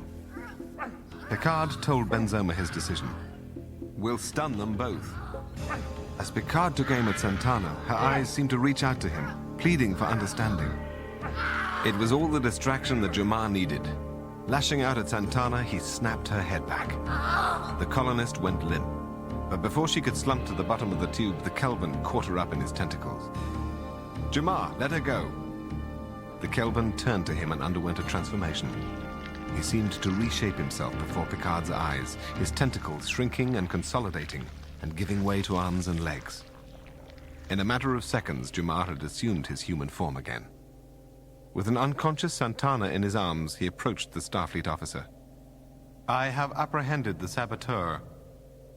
Picard didn't lower his weapon, and Jamar stopped in his tracks. Is something wrong? Picard declined to answer the question. Put Santana down and back away. The Kelvin knelt, placed the colonist on the curved surface of the tube, and retreated. Picard pointed to Santana with his phaser. Ben Zoma, make sure she's still alive. Ben Zoma moved to the woman's side. She's still with us, all right. Before he could get another word out, Jamar began to change again. his human attributes melted away and a swarm of long, dark tentacles took their place. Picard raised his phaser and aimed it at the center of the monstrosity.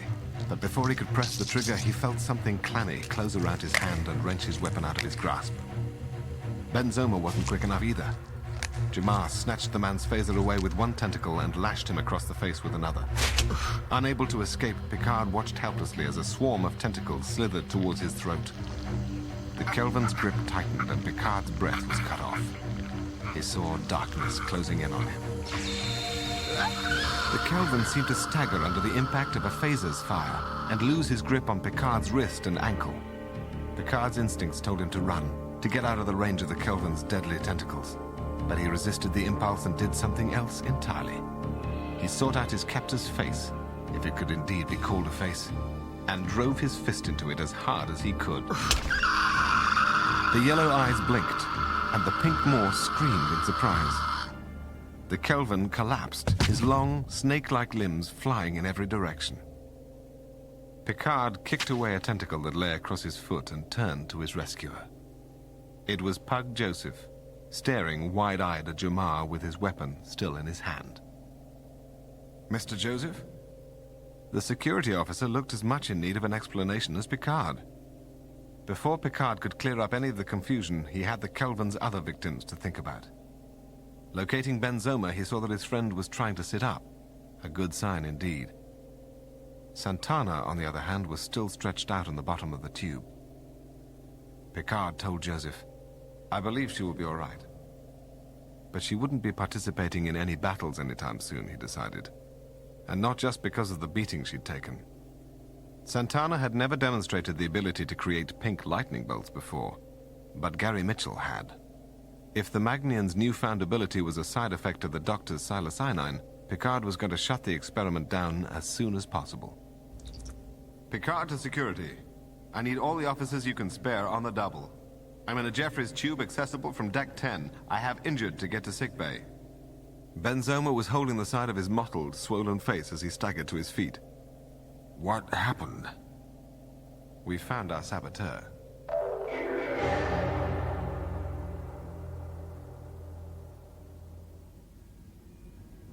Jalad Ben Zoma sat on a biobed in sickbay and allowed Greyhorse to inject him with a hyperspray full of painkiller. Picard, who was watching, asked Greyhorse, "Then you agree?" Greyhorse nodded. "Absolutely. We can't let the Magnians direct our tractor beam if even one of them is exhibiting unexpected side effects." Ben Zoma looked across the triage area at Santana. She was awake, but dazed. The result of a severe concussion. Pug Joseph was standing beside her, theoretically to guard against her doing anything rash. But in truth, the security officer looked more concerned than watchful.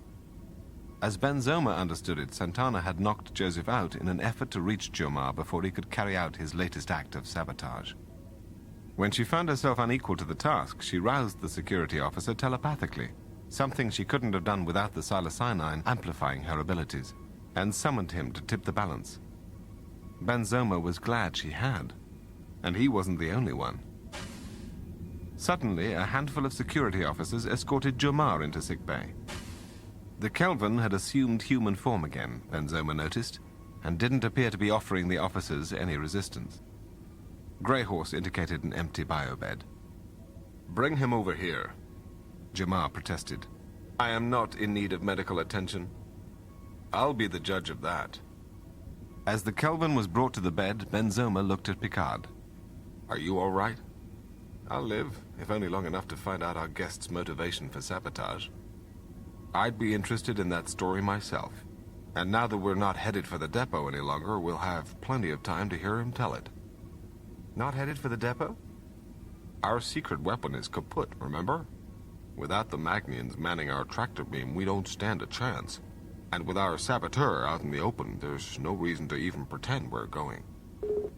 Gerda Asmund's voice interrupted over the intercom. "Commander Picard, 2 of the Naiad ships have left the depot and are coming after us." The muscles in Picard's jaw rippled.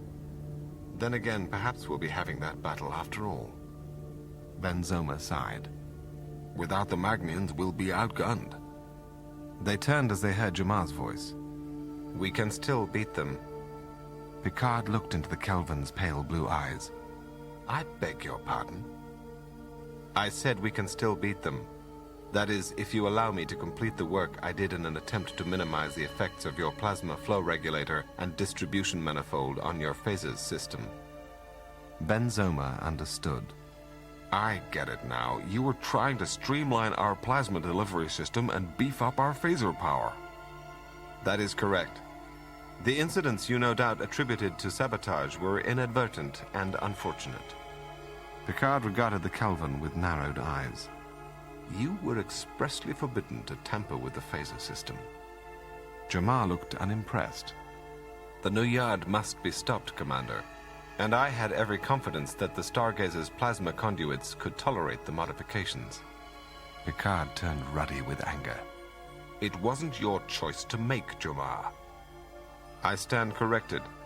However, you now have an option that you would not have had otherwise. Picard knew he was right. The alternative was to take a chance on making Gary Mitchell-style monsters out of Santana's contingent. And that, in the long run, might be infinitely more dangerous. Very well, Jamar. How much time do you need? Not much. 20 minutes, perhaps. Picard nodded. You've got it.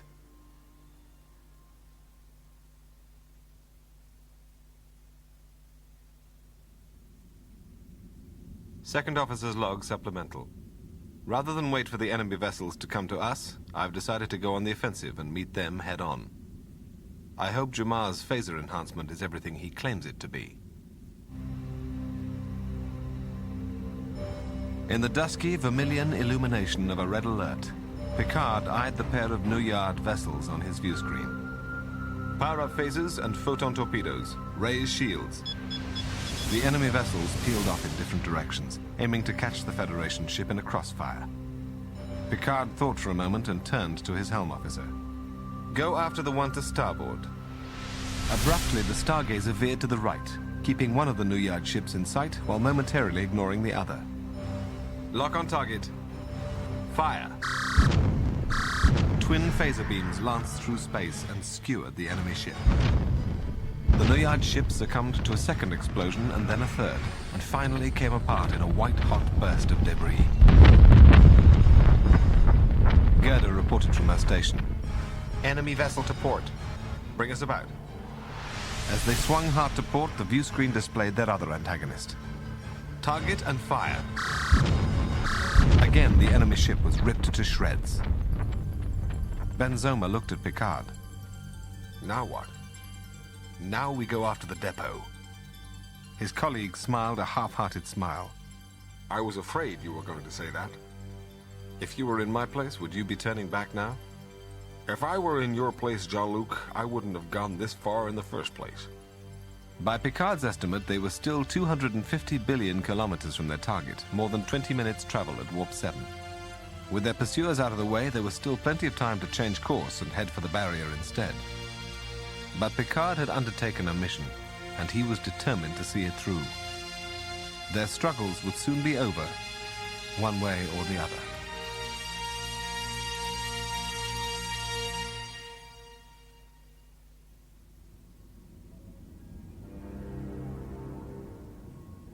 Pug Joseph looked down at Serenity Santana, whose dark eyes were closed in recuperative repose. She might have died in her fight with Jabbar, he told himself. The Kelvin might have miscalculated and killed her, and then Joseph would never have had the chance to speak with Santana again, and to tell her he was sorry. He had almost prevented her from going after Jamar. If he had been successful, the Kelvin would have faced Picard and Ben Zoma alone, without any help from Santana. There was no telling what would have happened to the officers then. Picard trusted her, Joseph thought. Maybe I should have trusted her too. He resolved to tell her that when she woke.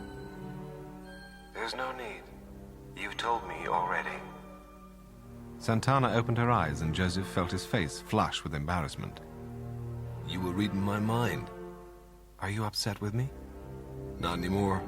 Not after what you risked to stop Jamar. Santana smiled wearily. I was afraid he would transform me into a tetrahedron, the way he transformed Brentano. That made me fight a little harder. I'm glad you're not angry at me. So was he. He said so. I'm so tired, Lieutenant. Would you do me a favor and stand guard over me? Just for old time's sake. He nodded. I'd be glad to. A moment later, Santana was asleep.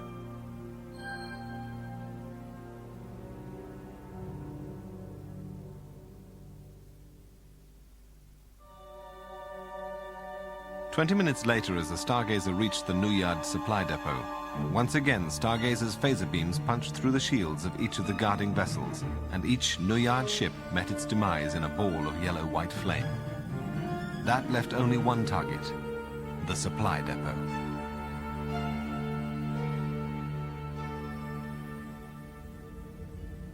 Picard gave his order to Vigo.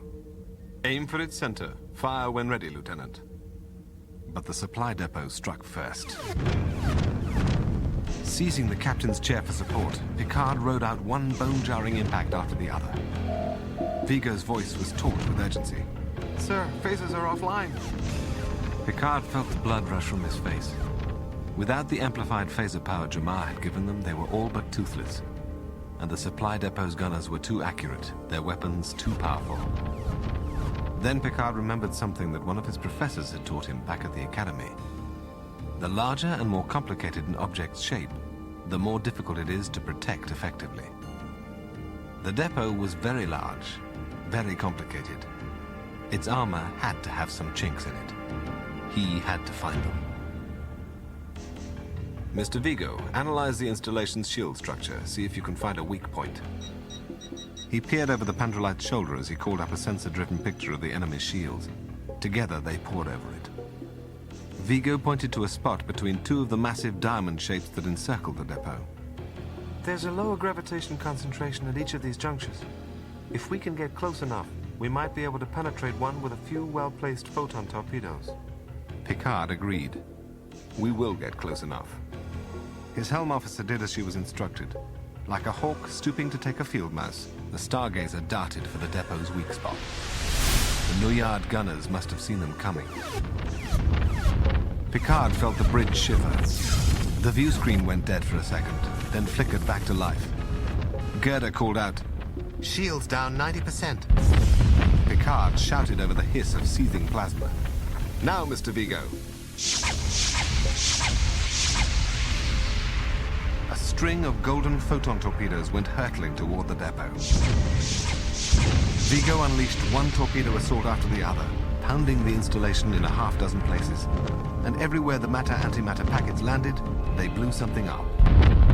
Finally, the last remaining section erupted in a fit of expanding energy, painting the void with its glory.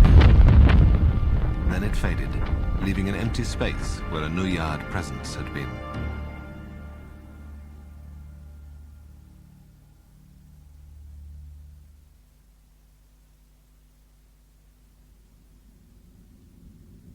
Second Officer's Log Supplemental. We have returned to Magnia to drop off the colonists who aided us with our tactical enhancements. Fortunately, none of them have shown any lasting effects from their exposure to psilocyanine.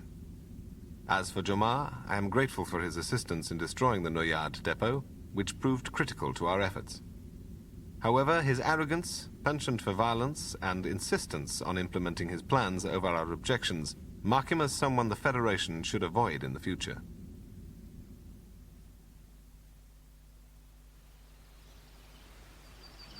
Picard gazed at Serenity Santana, the sun of her world sinking through tall trees behind her. Will you miss me, Commander? Torn between emotions, Picard shrugged. What can I say? I wish we had met under different circumstances. Then, you won't miss me. I didn't say that. It was Benzoma. We're ready to leave, sir. Give me a minute. Picard out. Santana smiled. You know, we Magnians like our privacy. But if you ever get the urge to visit us... Picard nodded. I'll know where to find you. Then she and the mountain and the sunset were gone, and he found himself standing on a transporter pad, feeling empty and terribly alone.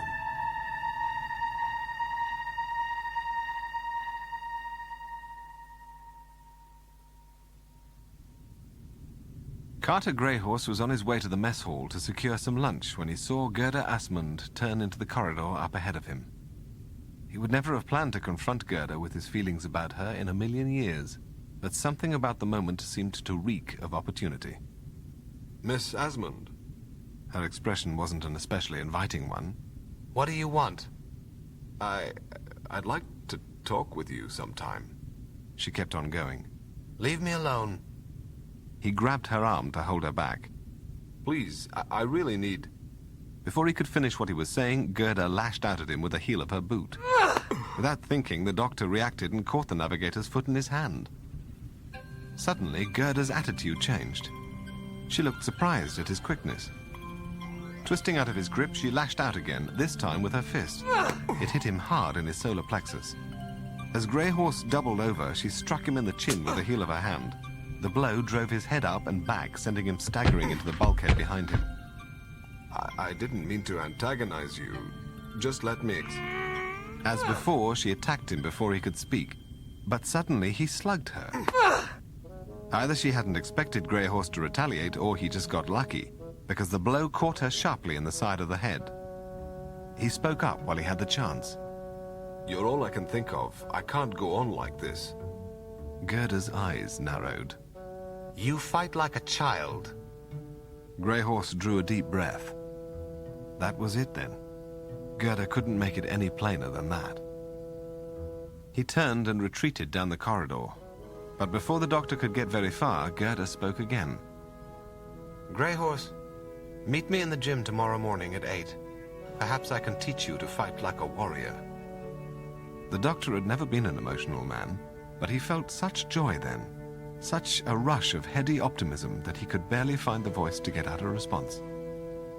He promised her, I'll be there.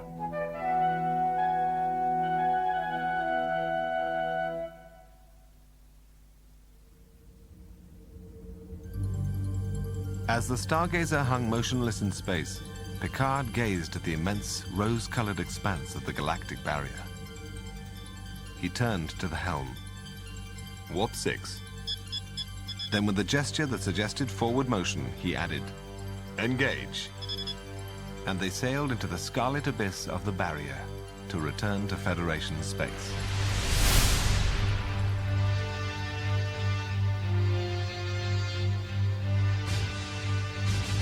Star Trek: The Next Generation, The Valiant, was written by Michael Jan Friedman and read by Anthony Stewart Head. It was abridged for audio by George Truitt. It was recorded at the Village Recording Studios in Los Angeles. Editing by Stephen Strassman. Post-production and sound design by Gary Fink. The associate producer was Sally Hurst. Star Trek: The Next Generation, The Valiant, was produced and directed by Linda Ross. This has been a presentation of Simon & Schuster Audio.